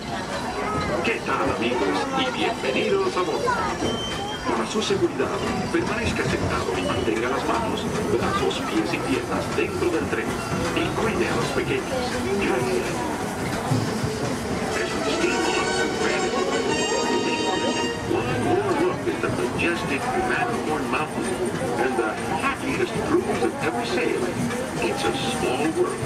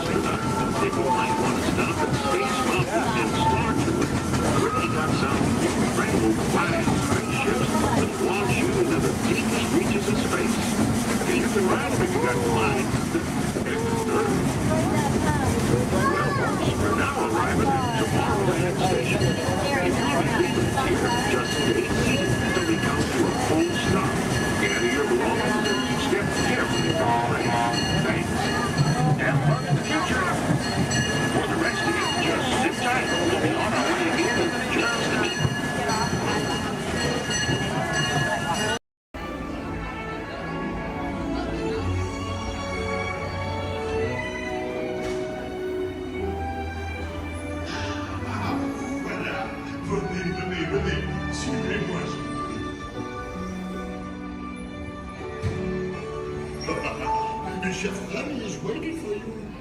This way. Qu'attendez-vous?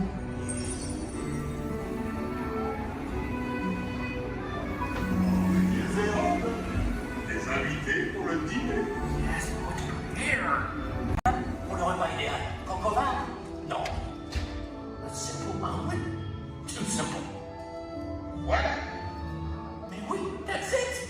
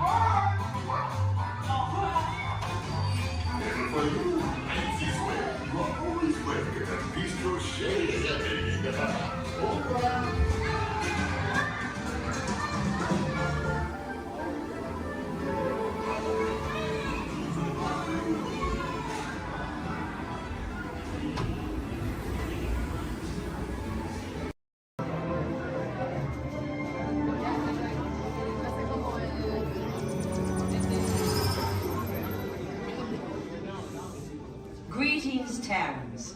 I am Nova Prime Irani Rayan, Commander of the Nova Corps. On behalf of all Xandarians, I hope you have enjoyed exploring the wonders of Xandar. As you have seen, your world and ours were born of the same moment, one which you refer to as the Big Bang. As such, we are all galactic neighbors in a vast universe which we and countless others share. For you to travel to Xandar would take 2.5 million years, assuming you had a ship that could fly at the speed of light. So we decided to come to you. But even we could not have reached you so easily were it not for the Cosmic Generator, an advanced piece of Xandarian technology that creates jump points, artificial tunnels that act as shortcuts, linking distant points in space.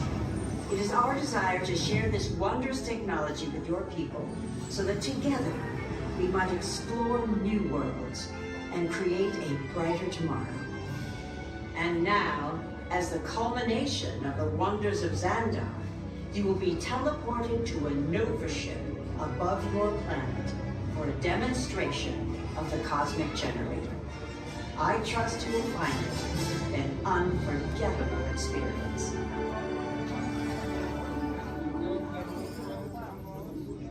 Welcome, people of Epcot, Epcoters, Epcotians, citizens of Epcot.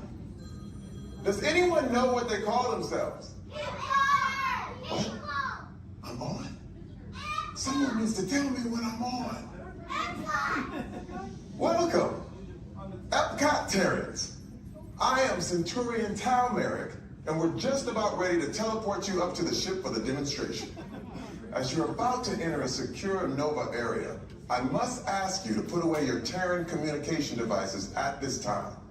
Recording of any type is strictly prohibited. I am very serious about this. Now, please step forward into the chamber. You're gonna love this.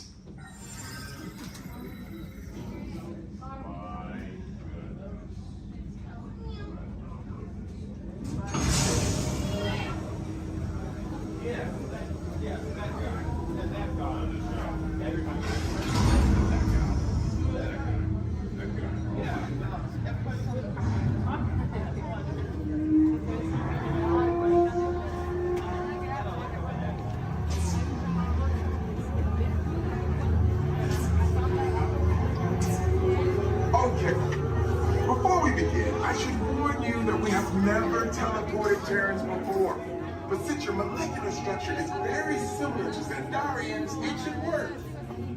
It'll work. So long as you are standing inside the lighted ring. You do not want to know what happened last time someone did not stand where I told them to, okay? Please make sure you're all the way inside that lighted ring on the floor. We must teleport you till you're all the way inside that lighted ring.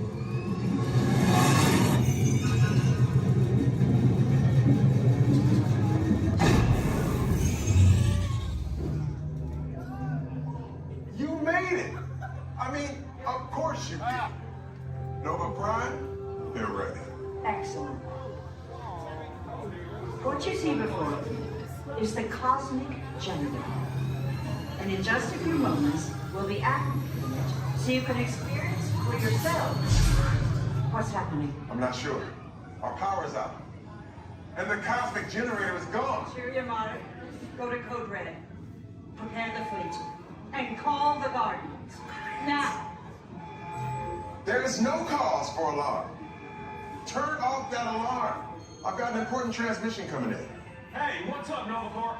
Our Cosmic Generator has been stolen. What? How? Why didn't we think of that? That thing's gotta be worth a fortune. I am Groot. stupid question. Yeah, who do you think took it? Perhaps that really big man outside your ship. Oh, that is a big man. I need to alert Nova Prime. I have been watching Terrans for eons. That's not creepy at all. This species has failed. Wait, whoa. We didn't even know there was a test. He's got the cosmic generator. He's creating a new jump point. Jump point to where? It's some kind of mutant jump point. He's going back to the dawn of time. Dawn of time, why? To erase an error. Well, that doesn't sound good. Your time is over. Wait, what do you mean? What do you mean it's so vague? The jump point is closing. Hey, Nova Dude, you're Nova Corps need to follow that whatever it is until we get there. We can't. Our power is down, and I've got to get these Terrans onto evacuation shuttles. I got it. I reprogrammed the shuttles to follow through the jump point. Wait, what? Look, they're our only chance of keeping track of that whack job until we get the cosmic generator back. Piece of cake. Wait! There's cake. Where's this cake? The odds are impossible, Yeah. but it's our only shot. Good luck. Are you sure you can control it? Come on, it's me. I got this. We're all toast. First it was cake, now there's toast. This plan is making me so hungry. Terrans, listen up.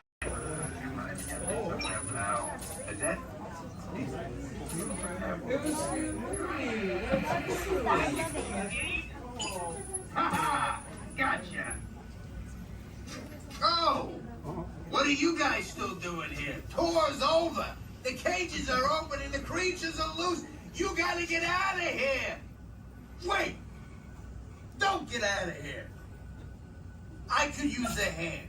My little pal Groot is lost in the fortress somewhere, and I need to find him before he gets ate.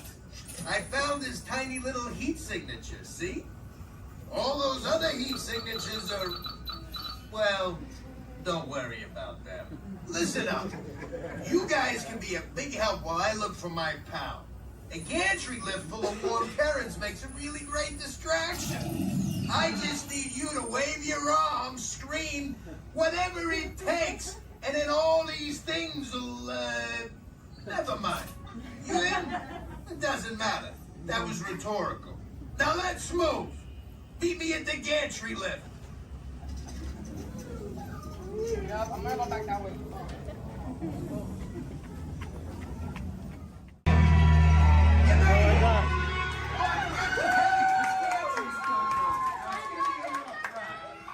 Remember, if you see a scary creature, scream real loud and look delicious.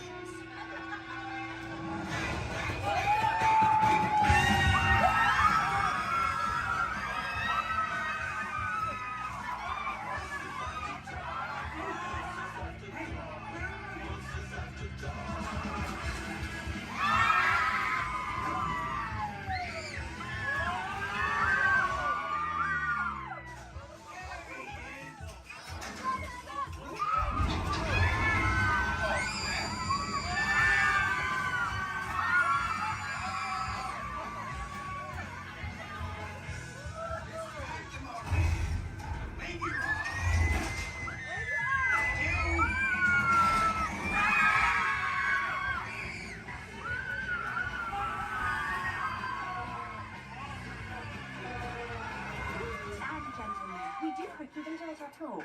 Please gather your personal belongings.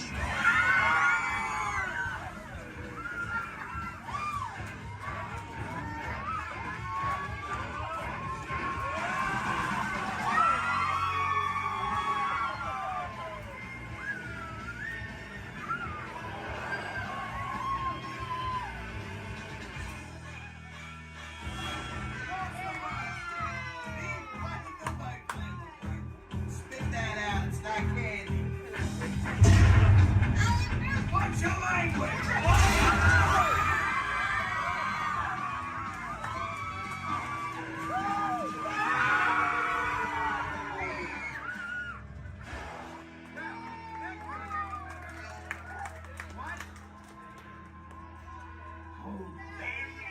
Very still.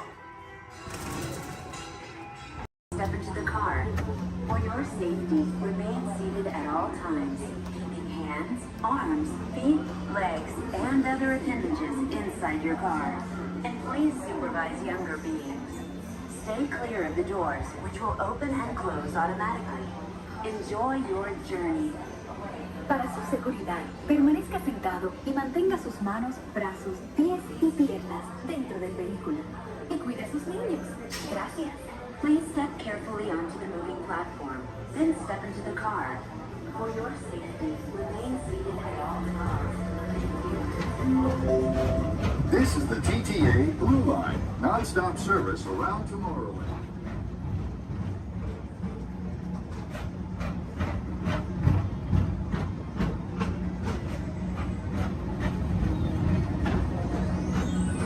Greetings, intergalactic travelers. Welcome aboard the People Mover, presented by Enterprise.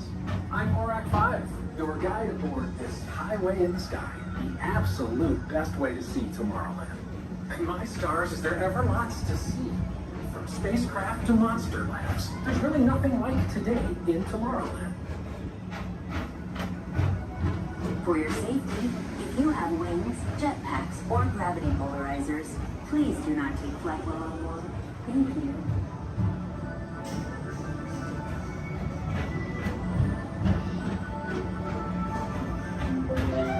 The next station is Tomorrowland Urban Planning and Star Traders. Transfer to the green and red lines. Don't worry, your express train keeps on rolling through the future, right by two of my favorite spots.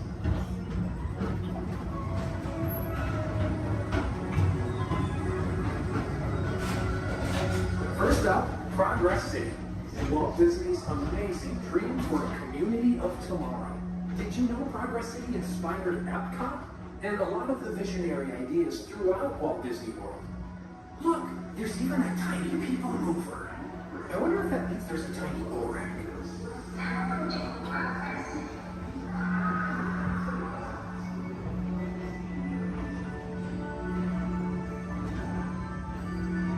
On your right is Star Traders, home to the greatest goods in the galaxy. Except actual stars. Those are no longer sold.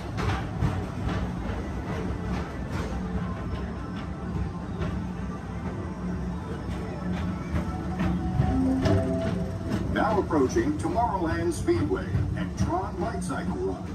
I love a good circuit, and these are two of the best tracks of the cosmos for a bit of light, speedy competition.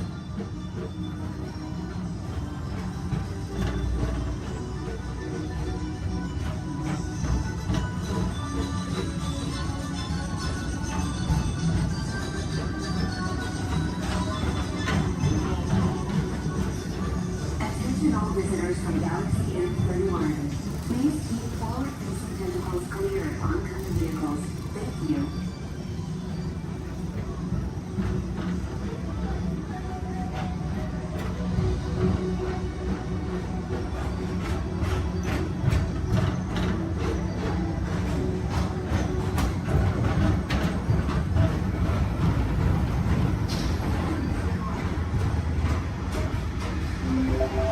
This is Starboard 75. Or as the locals call it, Space Mountain. Our high-speed rocket port to distant deep space destinations.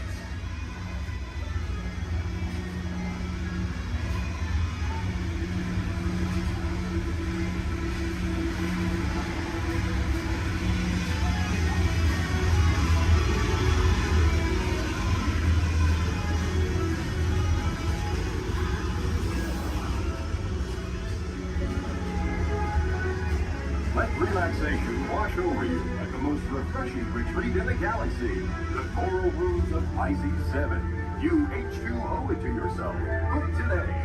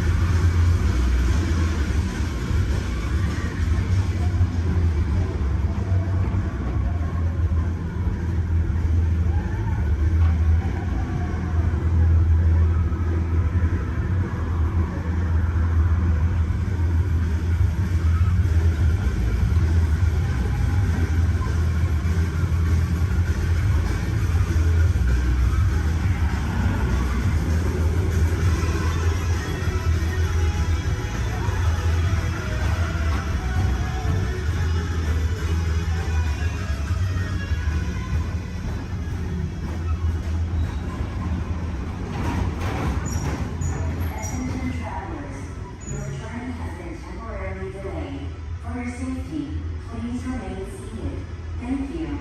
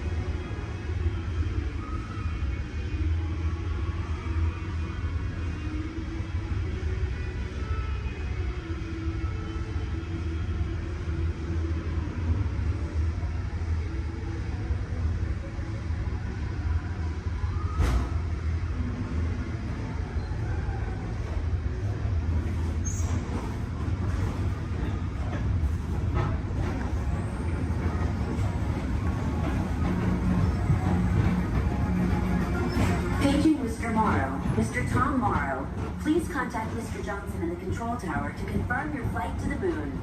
Thank you.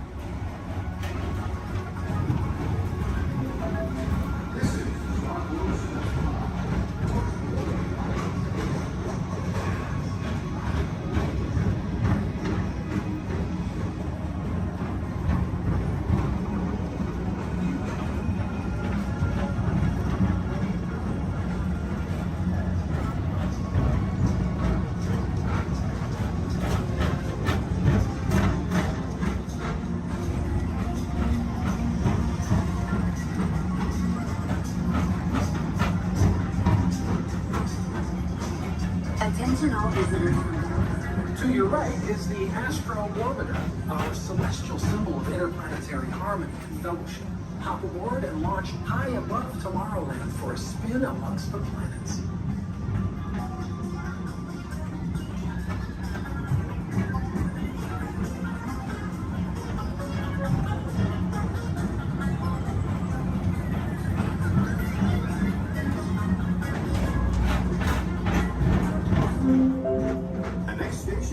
Walt Disney's Carousel of Progress. As usual, we'll keep moving ahead, and so does the carousel. Like progress itself, this theater...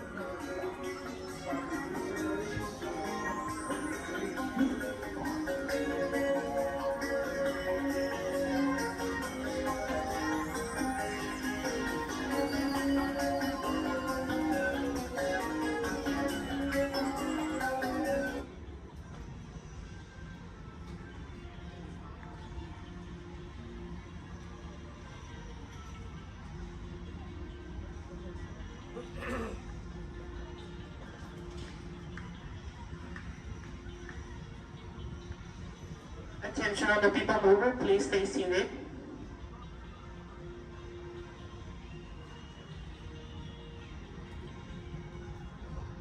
Attention all people mover passengers, for your safety, please remain seated with your hands, arms, feet, and legs inside the vehicle as vehicle bumping may occur. This ride will begin motion immediately. Thank you.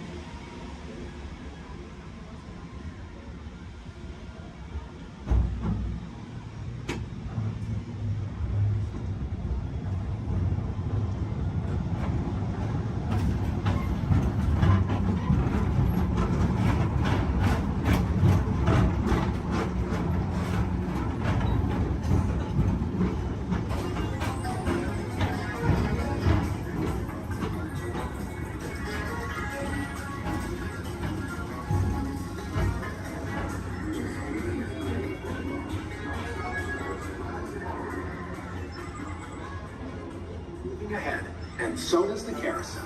Like progress itself, this theater never stops, inspiring new generations to dream of a great, big, beautiful tomorrow.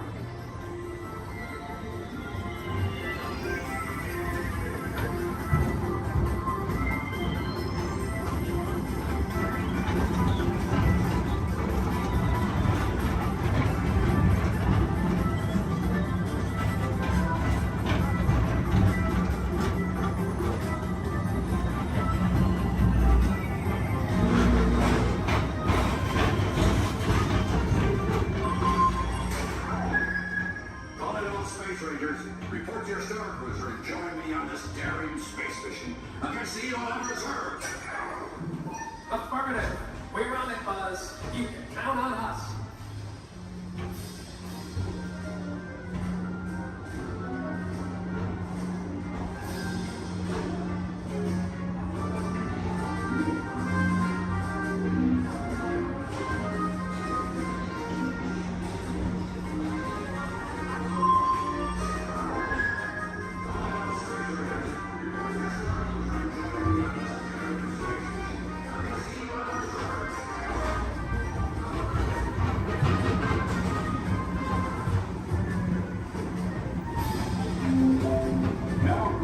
Monsters Incorporated laugh floor. Mike Wazowski has brought in some real monsters of comedy. Whether you have one eye or 9, take the time to see this show. Now approaching Tomorrowland Transit Authority Station. My fellow sentient life forms, our people mover journey has nearly come full orbit. Thanks for riding with us. It's been a pleasure to have you aboard. And even though we're concluding, this is always my favorite part. Because now is the time, now is the best time to go out and explore tomorrow, today. See you in the future.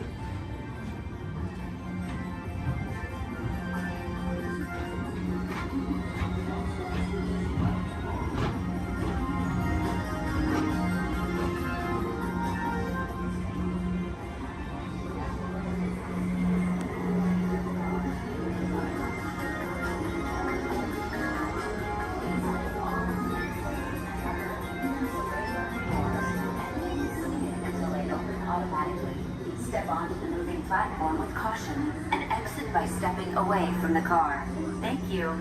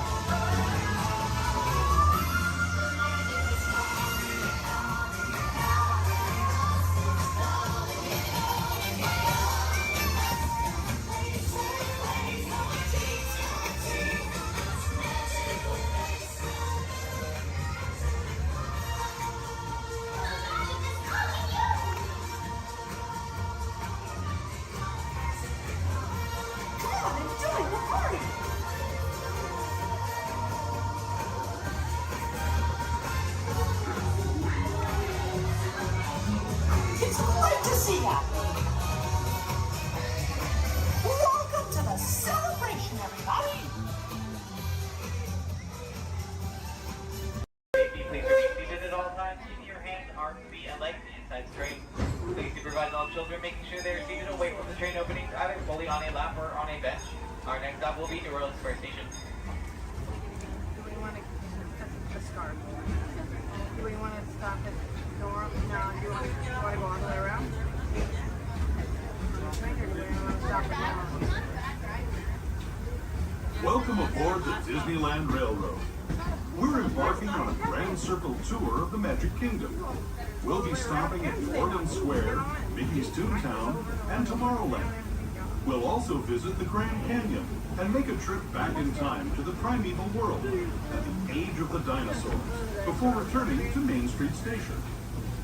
As we begin our journey, remember that for a safe trip, you need to stay seated, keeping your hands, arms, feet, and legs inside the train. And please watch your children. Bienvenidos a bordo del Disneyland Railroad. Para su seguridad, permanezca sentado y mantenga las manos, brazos, pies y piernas dentro del tren y cuide a los pequeños. Gracias. Our first stop is New Orleans Square Station. But to get there, we need to pass through the wilds of Adventureland. It may seem peaceful through here, but trust me, it's a real jungle out there. Literally. So be on the lookout. You just never know what might be lurking along the rails.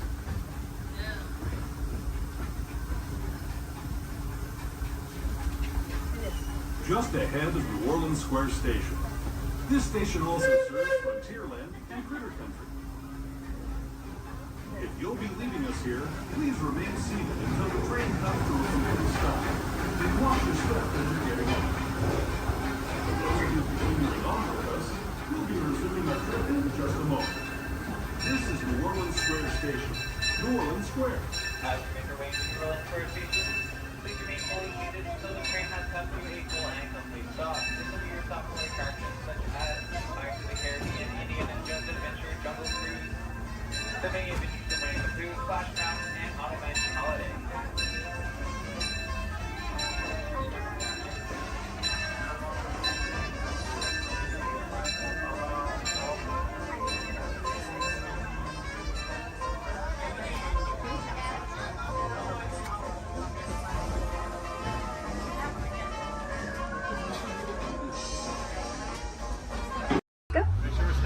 Hello friends, my name is Sky and I'll be your guide on the Romney Wildlife Reserve. If you look above your heads, there is an animal spotting guide. Probably not going to see all of those animals, but we have some pretty good luck. Just remember to stay seated at all times. That includes any little ones. Please don't hold anyone up or pass anyone around. Keep your hands, arms, feet, legs inside of the vehicle at all times. We brush up against some thorny brush. And these are going to be real wild animals. They are going to be moving around, so you may want to have your cameras out ready. Hold on tight. I recommend a sport or an action mode if you have it.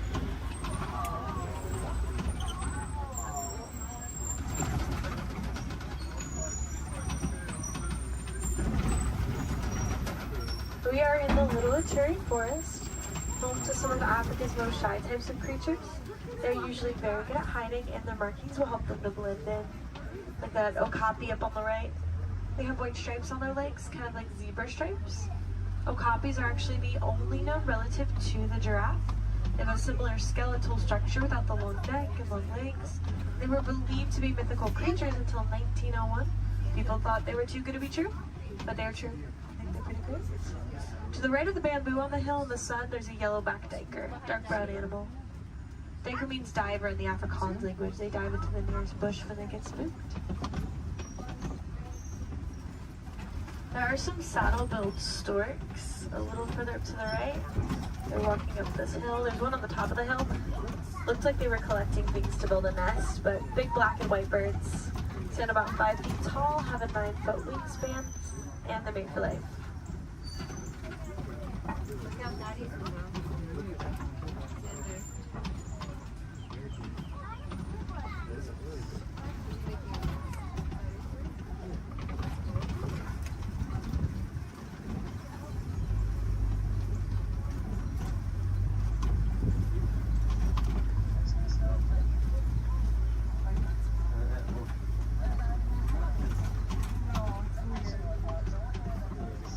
See some antelope further up ahead to the left.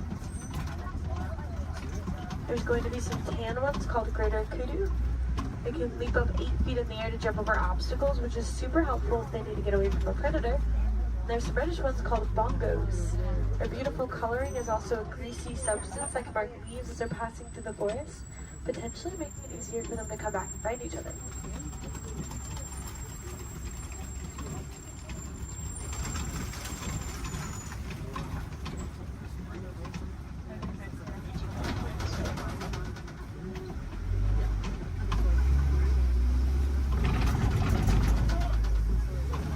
Let's make our way down to the Safi River next. That's home to some of Africa's more aquatic animals.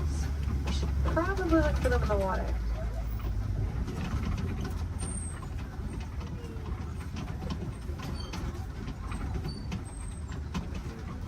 There's some big whitish gray birds on the land called pink-backed pelicans.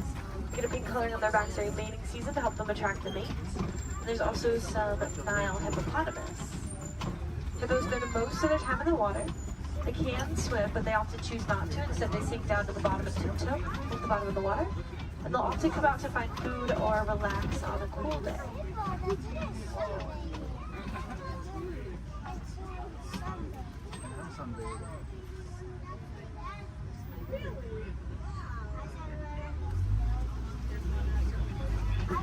The Nile hippopotamus are one of Africa's most dangerous animals. They don't really eat, they are herbivores, they eat plants, but are very territorial, and some can even outrun us on land at up to around 30 miles per hour, which is very impressive for an animal that can weigh around 5,500 pounds.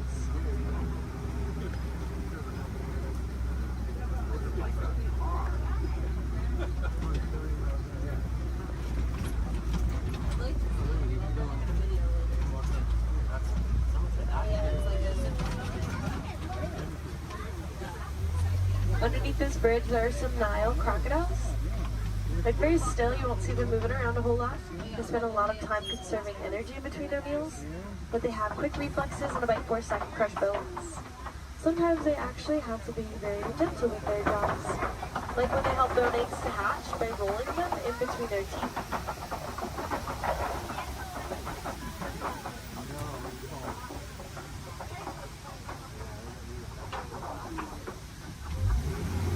Let's make our way towards the savannah next. That's where we will be spending the most of our time. It's known to have vast open grasslands, and it's a really great place to find some more animals.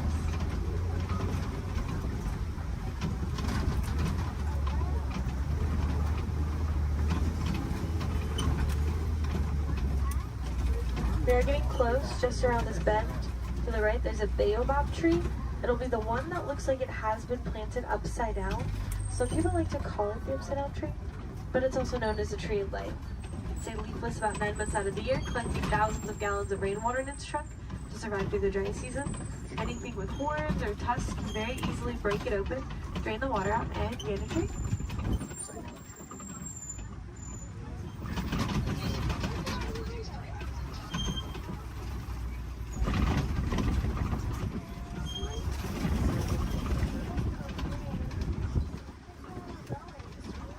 There's some wildebeests at the bottom to the right. Those are going to be the silverish animals. They can migrate in large herds of up to 1.5 million of them and also run around 50 miles per hour. So they line up in rows, group up and face different directions to avoid running into each other if they have to run away from something.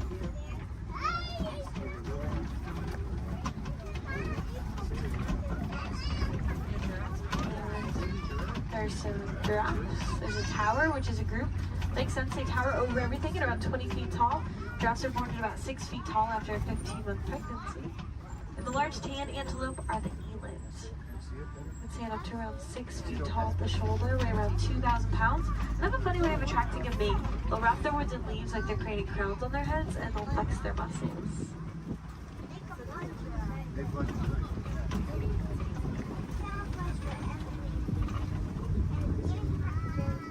To the right of this den, on our left, there are some African painted dogs.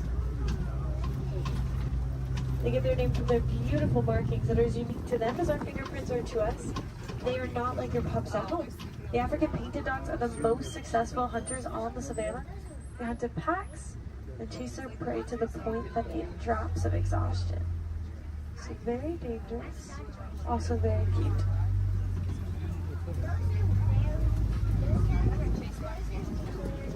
There's some sable antelope here to the left, with spear-like boys that play backwards to fend off attacking predators that may try to jump on their backs.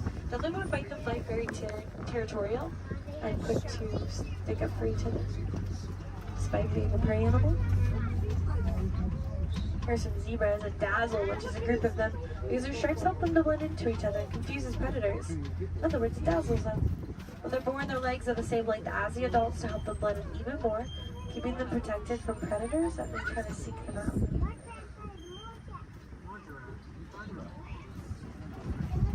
Large mounds at the side of the road are termite mounds. made up of animal dung, dirt, and termite saliva. They get as hard as concrete in the sun, so animals like elephants, giraffes, like to use them as a scratching post, wearing them down. Antelope can stand right on top of the worn down buds to use them as a lookout. They can for predators.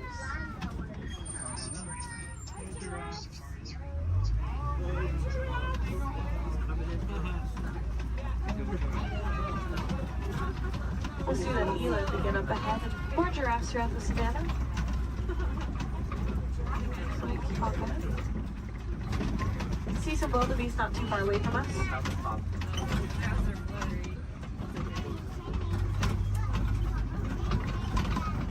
They are a silverish animal on the hills up ahead to the right. Wildebeest can migrate in large herds with about 1.5 million of them crossing the savannah each year.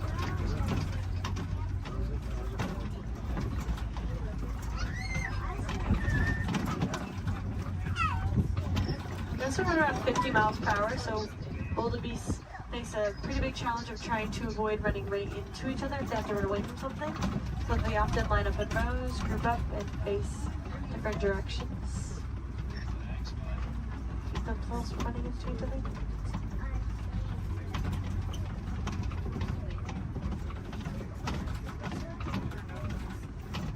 On the very top of the hill to the right, there are some really cute tiny tan antelope called springbuck in that tree. They can spring up 6 feet in the air, 13 feet across. It's called pronking. Sometimes they do it to show off to predators because they can also run up to about 60 miles per hour, making them one of the fastest land mammals.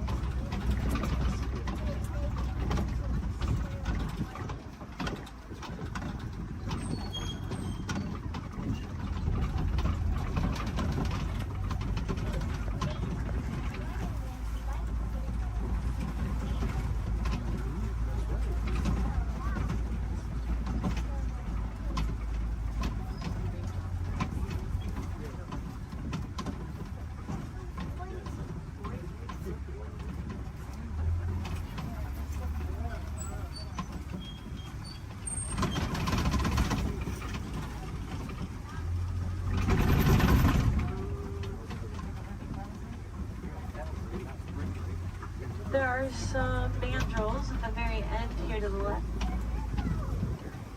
Largest of the monkeys. Males get around 100 pounds. And they have a bright red and blue coloring on their face and rear end, just like Rafiki.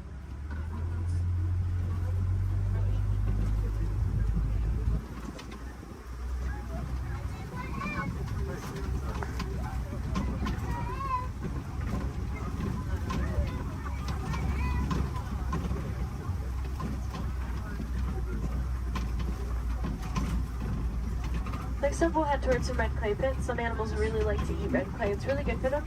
Kind of like taking a vitamin. Although, unfortunately, red clay pits are also often a site of coltan mining, which can cause some problems like habitat destruction, limited food source, more poaching. It's actually very easy to help out with those issues if you are interested. All you have to do is recycle any of your old and used broken electronics or appliances. They contain that coltan. You might be able to find some recycle bins in places like your local grocery stores or electronic stores. Or you can check out Grace Gorillas. They're working to help gorillas in the Congo, and they cover the cost of shipping if you recycle with them. We're pretty big fans too. We named one of the gorillas Grace on Gorilla Falls Exploration Trail.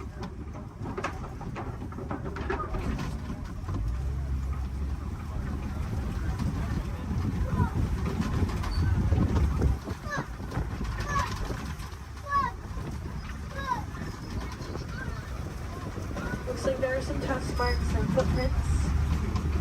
Could be getting close to sport.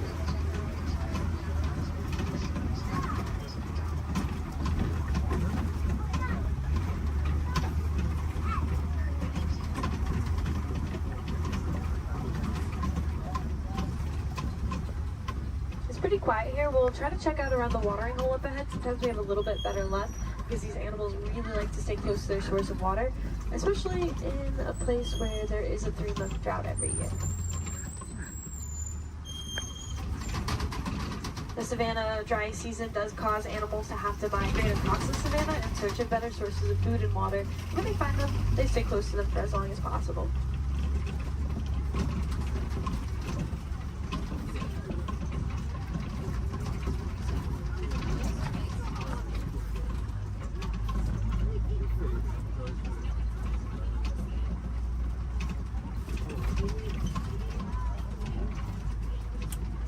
an African elephant up ahead of the wall. It's actually two of them. This is a bachelor herd of males, and I can see that they're kind of pushing each other around a little bit. They can roughhouse a little bit. It's pretty normal. African elephants are the largest land mammals. They can weigh up to around 14,000 pounds. Elephants are born at around 300 pounds after a 22-month pregnancy. And they're a matriarchal society, so females are in charge. They actually kick these males out of the herds once they reach maturity of around 13 to 15 years old. Some males migrate alone, some band together, create their own herds called bachelor herds. Here's a flamboyance of creating flamingos here. These ones are a very light shade of pink, and it can take up to 2 years for them to get their coloring from beta-carotene found in the brine shrimp that they eat. There are a few different theories to why a flamingo might stand on one leg. It's mostly believed to help regulate body temperature, kind of like sticking one leg outside of the covers at night to cool yourself off. A flamingo might just put one leg up.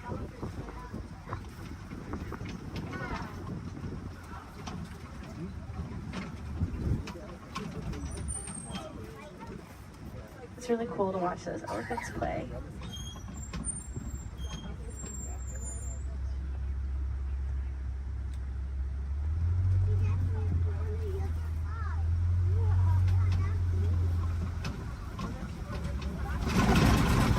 Looks like something may have been rolling in the mud up ahead. Some animals like to use mud as a sunscreen, above their pellet. It's also just good for their skin, especially these white rhinoceros. They do that.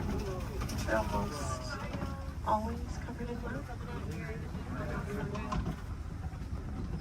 Rhinoceros can get up to around 5,000 pounds and are very social, love to hang out in crashes, their groups. Unfortunately, they are poached for their horns made out of keratin, which is hair and fingernails. People believe that it has medicinal purposes. It is really just hair and fingernails, so awareness is a big part of rhino conservation. Rhinos here in this reserve are helping us to spread that awareness. There's an ostrich to the right. Largest birds, flightless. They run around 40 miles per hour. Their wings help them to keep their balance and quickly change directions while they run.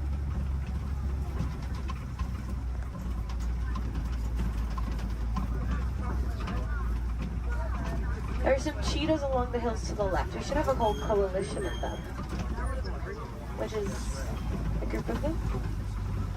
Fastest land mammals, they have a top speed of up to 70 miles per hour, which we'll get to in just a couple of seconds. Cheetahs really only run for about 30 seconds at a time. Not long distance runners. And they are most active during the day. They do their hunting during the day to avoid the competition that they would have if they were to hunt at night, especially alongside big cats.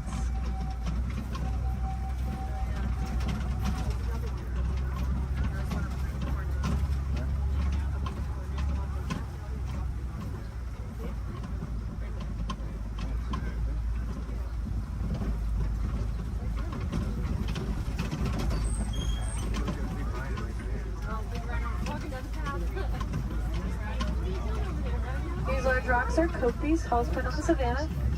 Some animals like to use them as a vantage point to look over the savannah. See if maybe we can find something on the other side.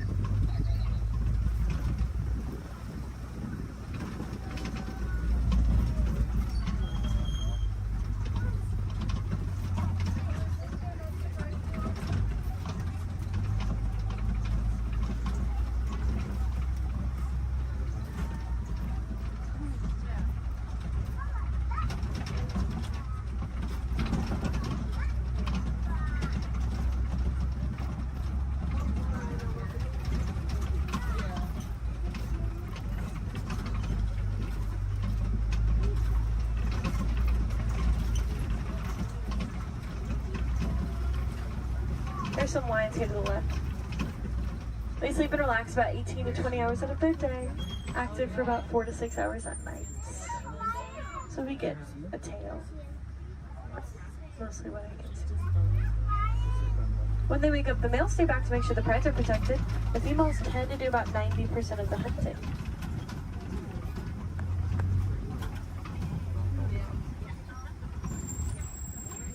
There's some warthogs in the back left. They just look like hairy rocks in the break of that bush. Pumbaa, that means foolish one in Swahili. Actually very intelligent. They'll back up into those burrows with their tusks out to ward off predators. Also use them to dig too, but they work smarter, not harder. They will find them abandoned or steal them from other animals if they can.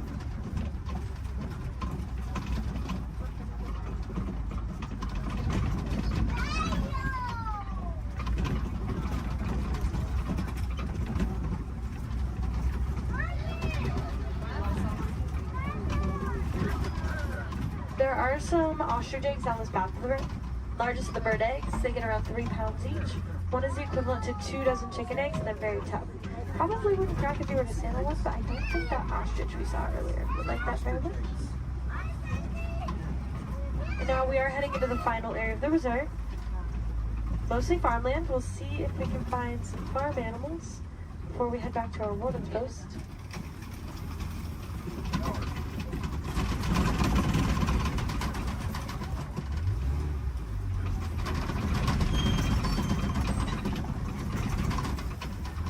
There are some Nigerian dwarf goats here. Very tiny type of goat known to take up very little space, and they produce a milk that's nutritious and high value. Helps communities to rely less on their local wildlife for things like nutrition and income.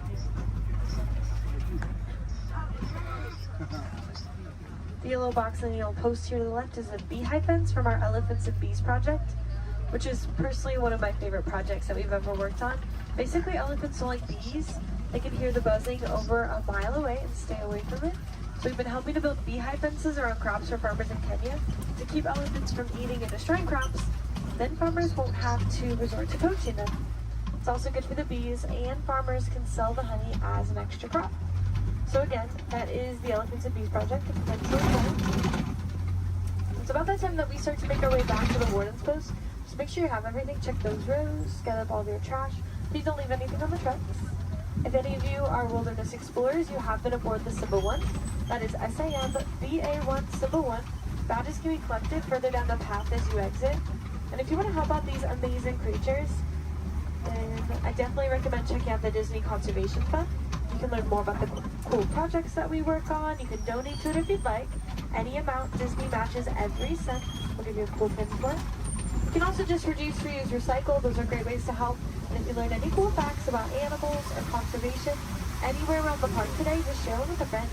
Awareness is always the first step, so by talking about the animals, you can help them out. Again, my name is Sky. I had a lot of fun out there. I hope you did too, and I hope you'll join us here again soon.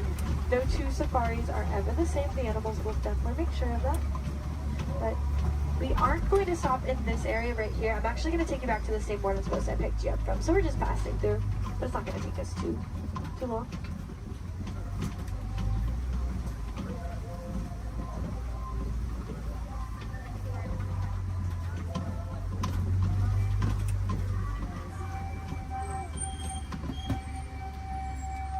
Sante-sana, thank you.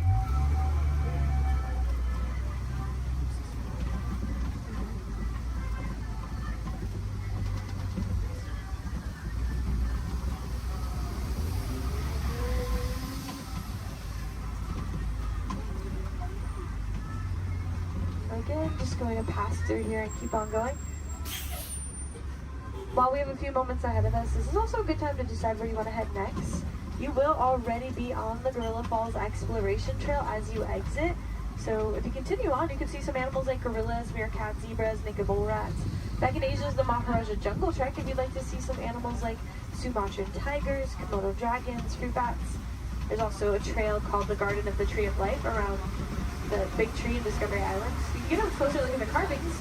There's a lot of really cool picture opportunities over there and more animals along the trail as well. And of course, if you love those goats as much as I did, you probably want to pet one. There's a petting zoo up at Rafiki's Planet Watch. Just take the Wildlife Express train and hurry on to get up there. Let's try to make this a little less awkward and hang out here while they load this truck ahead of us. In a moment, we will be passing by this guest who are probably a little confused right now to why you're on the truck and they're not. So personally, I like to wave to them, say Jumbo, get them excited for their adventure. You don't have to do that if you don't want to. You can completely ignore them. We'll never see them again anyways. You can awkwardly stare at them as we roll by. That's fine too.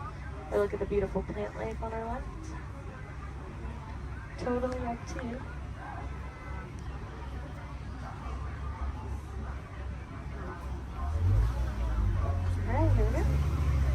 Jumbo friends, jumbo warden. Jumbo friends, jumbo warden.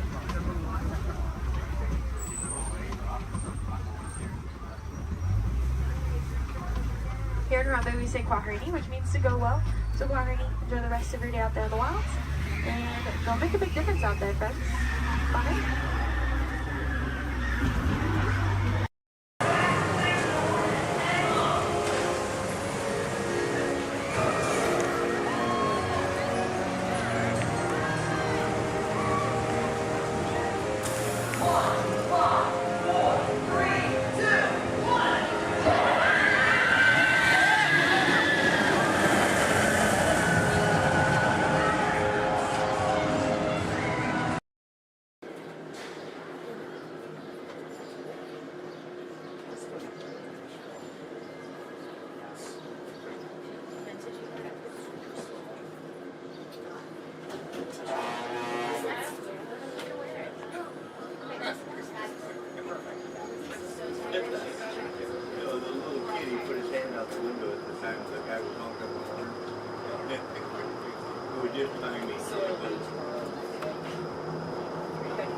To those of you who have just joined us, welcome aboard the Disneyland monorail. For your safety, please remain seated, keeping your hands, arms, feet, and legs inside the train. Watch your children, and no smoking, please. Bienvenidos a bordo. Para su seguridad, permanezca sentado y mantenga las manos, brazos, pies y piernas dentro del tren y cuide a los niños. Por favor, se ruega no fumar. Gracias. We're now en route to our final stop, the Tomorrowland monorail station. Along the way, you can get a bird's eye look at the downtown Disney district, Disney's Grand Californian Hotel and Spa, and Disney's California Adventure. To the left of the monorail is the main entrance of Disneyland, the happiest place on earth. Disneyland is truly an American origin. Since its opening in 1955, it has hosted more than 500 million guests from around the world, including presidents, kings, and celebrities. It is the original Disney theme park, created and enjoyed by Walt Disney himself. To the right is our transportation plaza, where you'll find taxis, hotel shuttles, and public transit stops. We're about to enter Disneyland. Some of the clearances are pretty tight up ahead, so be sure to remain seated, keeping your hands and arms inside the cabin.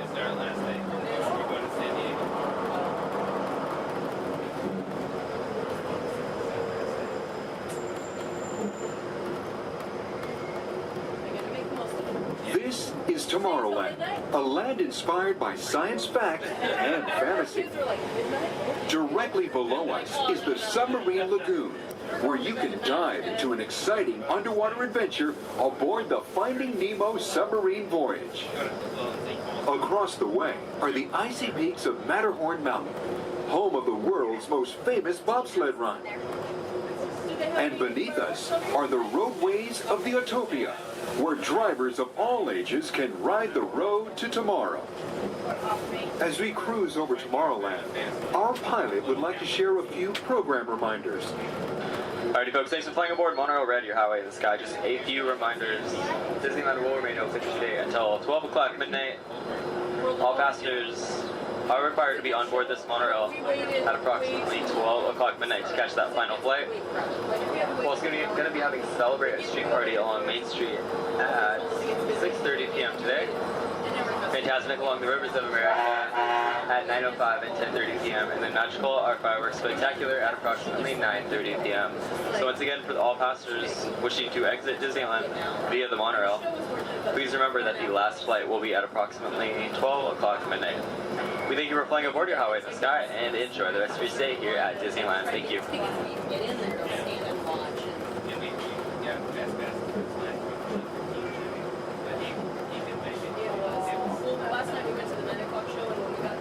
Just ahead and to the right of the train are the sparkling gold spires of one of Disney's most beloved attractions. It's a Small World. Beyond beyond it is the wacky world of Disney's classic cartoon characters, Mickey's Toontown. We're now riding alongside the happiest kingdom of them all, Fantasyland, home to Pinocchio, Snow White, Peter Pan, and other storybook characters.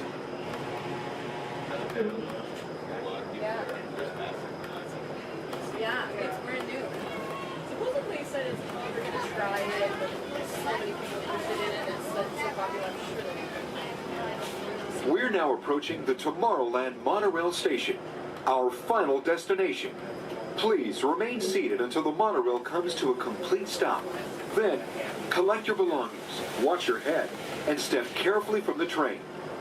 On behalf of all of our crew, thanks for traveling with us, and we hope you'll have a happy and memorable visit here at Disneyland. This is the Tomorrowland monorail station.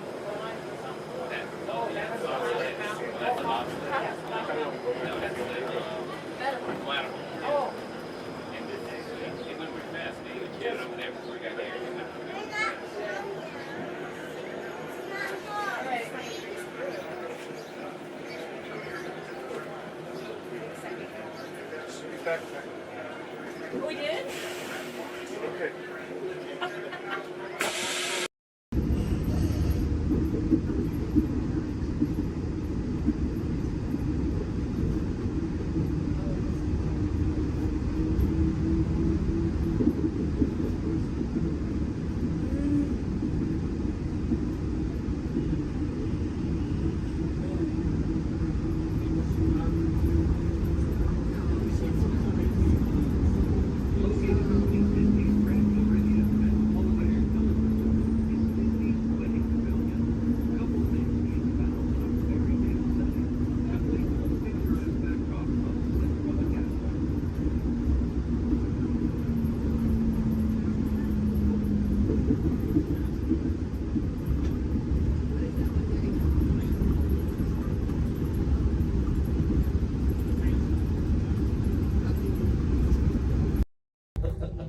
Welcome to the Avatar program. Soon, you're going to have a chance to undertake an amazing Navi rite of passage, flying on the back of this powerful animal called an Ikron, or as we call it, a Banshee. The way you're going to do this is by being matched to something called an avatar. And I'm here to help you guys get ready. But first, we have to scan you for Pandoran microparasites. Alright everyone, stay on your number and move your arms a bit. Okay, start scan. I'm red. You've all got them. But don't worry, they're very common around these parts. Let's start the decon. Initiating GMR decon. Stay still over your number, you're not gonna feel a thing. You're doing great. You're almost done here. They're all clear. Great. Now let's go over how all this works. Like I said before, you're going to be matched to these things called avatars, which look a lot like the Navi. They're created by blending human DNA and Navi DNA. Once we match you to an avatar, thanks to a special link chair, your mind will be able to control that avatar. Using avatars to fly this way was all figured out by my boss, Dr. Jackie Ogden. She leads our science team, which is part of the Pandora Conservation Initiative, and we're here in the Valley of Moara studying banshees and their environment. Over a generation ago, this enormous company called the RDA created a lot of damage to the area through their bad mining practices and conflicts with the Navi. Just like on Earth, it can take decades for ecosystems to recover. One way to understand what's going on with an ecosystem is to study what are called keystone species. These are animals like tigers, jaguars, seals. The banshee is one of these important animals. Okay, to get you flying on a banshee, we need to find each of you an avatar. Let's prep the genetic sampling. I'm on it. Okay, first we need to find the compatible match of your genetic material with the genetic material of one of the avatar bodies that we already have. Once we do that, you'll be able to link to that avatar and fly. Help us out and move around a bit. Almost. Yes, got him. Now, let's find you your avatar matches.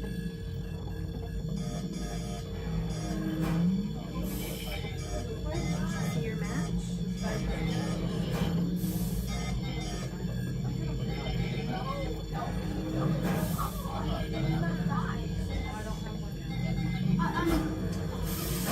All right, you've all been matched with avatars.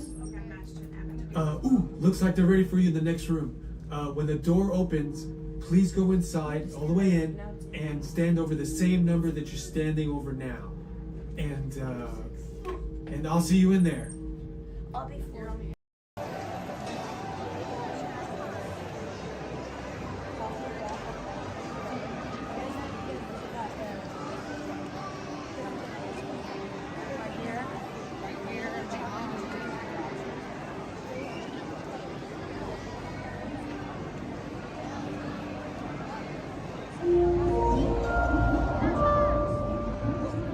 Attention marine life explorers.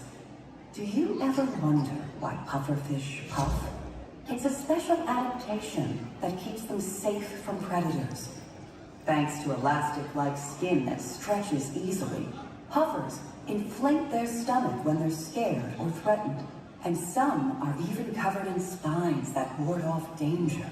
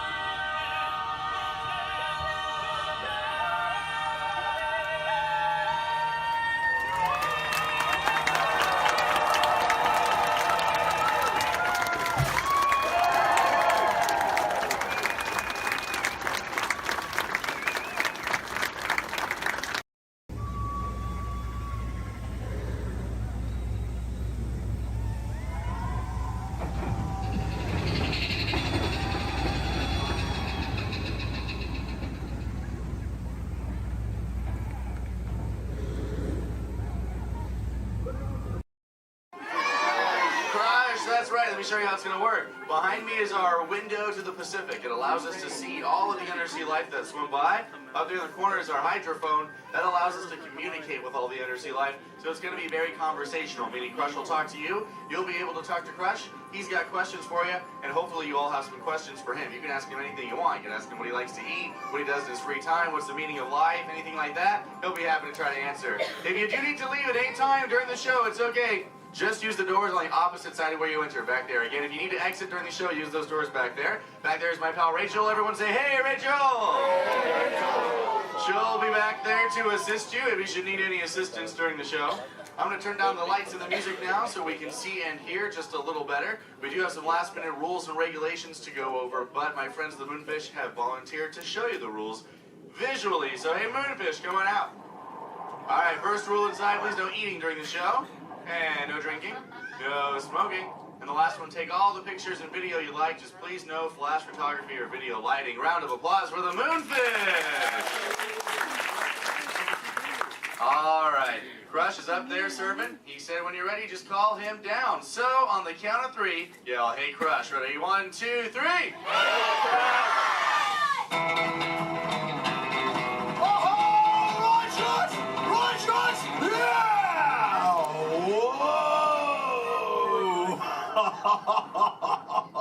Oh, dude, check out the double spinner intro by the turtle.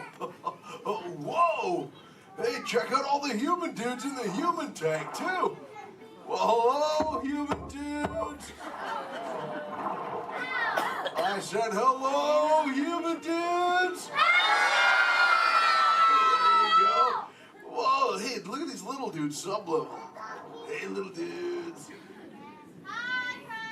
Focus, little dudes. Oh, man, let's totally make contact with some of the humans. Oh, hey, John, dude, come over here to the seafloor, dude. At the back of the seafloor, there's totally Mini Man by the aisle with a blue lid and sparklies on it, dude. Oh, I see him, dude. Chaw. Hey, what's your name, little dude? I spent the old dude. Oh, totally sweet, dude. Let's see, how old is he? Hola, little dude. Dude, me amo Crush. 6. Cool, dude. I'm 150, dude. Hey, I still got my washboard abs. Well, cool. It's actually nice to meet you. It's nice to meet all you humans. I'm here on a mission today. My youngest son, Squirt, he's got lots of questions about you human dudes, but I don't have all the answers. So, I have come to get the answers from you. If you dudes think you could help me out with that, say chaw. Oh, you so totally rock! Oh, dude, hey, for those of you that don't know, when a turtle says, you so totally rock, respond by saying, dude, nice and loud. Try one for practice, human dudes. You so totally rock! Awesome. Okay, Squirt wants to know how many of you know how to swim. Hey, raise your fin if you know how to swim, dudes. Wow, we got lots of swimmers out there. Hey, let's stay up in the seats, dude, over on this side. Last row, dude, like second noggin in, there's a dude with a white shell, kind of like lots of colors on the front, dude. Chaw, what's your name? Tyler. Oh, nice to meet you, Tubular Tyler. Hey, dude, when you go swimming, do you like to swim fast or take it nice and easy? I like to take it nice and easy. Oh, chaw. Yeah, dude, you just kind of like kick back on the shell and be like, dude. Totally, dude. Hey, I like to swim fast, though, too. Dude, you want to see me shred some biscuits? Say chaw. Chaw. Okay, dude, let me get my motor revved up. Human dudes, I want you to time me, okay?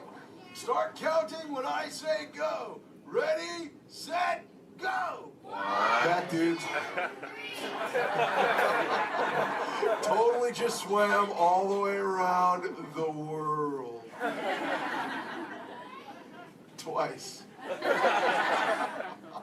Ah, dude, I can't swim that fast. Only about what you call 20 miles per hour. Hey, but check it out, dude. If I got a tiger shark on my tail, I can go way faster, dude. Hey, but I'm doing all the talking here. Humans, if you got a question for me, like totally raise your fin, dude. Talk to the dudette right there, waving me down from the second row. Hey, what's your name, dudette? Morgan. Oh, cool. It's Mondo Morgan. What's your question?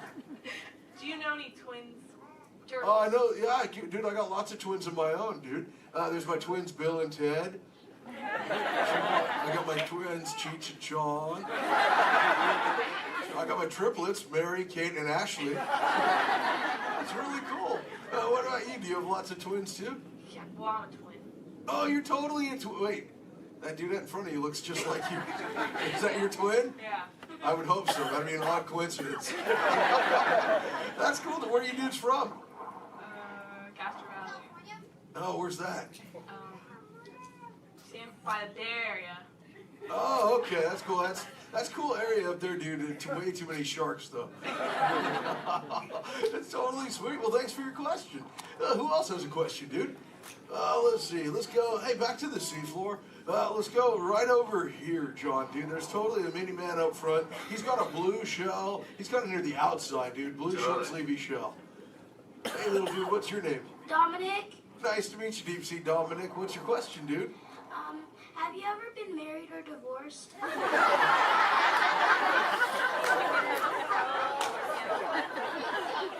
That's a pretty specific question. Actually, dude, most turtles, dude, we don't stay with the same dudette like our entire lives, but I have actually found one that's kept me around forever, dude. Her name is Shelly. She's my turtle dove, dude. We've been together for 130 years, dude. But it's still so awesome, it only feels like the first 75. It's really cool. Hey, can I tell Shelly you said hi? Can I tell her you said hi? Hi. Oh, dude, she'll totally love to hear about you, dude. Let's see, who else has a question? Let's see. Let's go. Hey, John, dude, jump across the aisle up here near the front. There's totally a mini man with he's getting his fin waved by another dudette. Hey, little dude, what's your name? Braden. Oh, cool, dude. What's your question, Boogie Braden? How many kids do you have? Yeah, I got 65, dude. John, like I said, well, I already told you about my twins, dude. But like Squirt, he's my youngest. And then there's Sheldon, Shelby, Michelle, Herschel, Rochelle, Trishelle, Shell, Lella Ding Dong.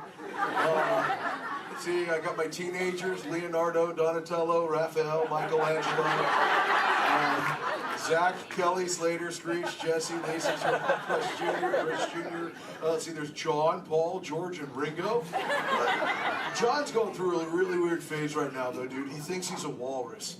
So there's Michael, Janet, Tito, Jermaine, LaToya, Randy, Marlon, Chris Jr., Chris Jr., Chris Jr., Chris Jr., Chris... Well, there's lots of Chris Jr.'s, dude. All the way up to my oldest son. His name is Keanu. Keanu's not very bright, but we still love him anyway. My What's that? sister's name is Trishelle, too. Oh, Trishelle, dude, that's a totally sweet name. She must be part turtle. That's Actually, hey, maybe you can help me out with something, dude. I got a question for you. I found a thingy on the beach the other day. I'm not really sure what you human dudes call it. Where did I put that? There it is. Hey, dude, what's this? That's a bikini. Oh, cool, a bikini, dude. Do you use a bikini when you go swimming? Oh, why not? Because I'm not a girl.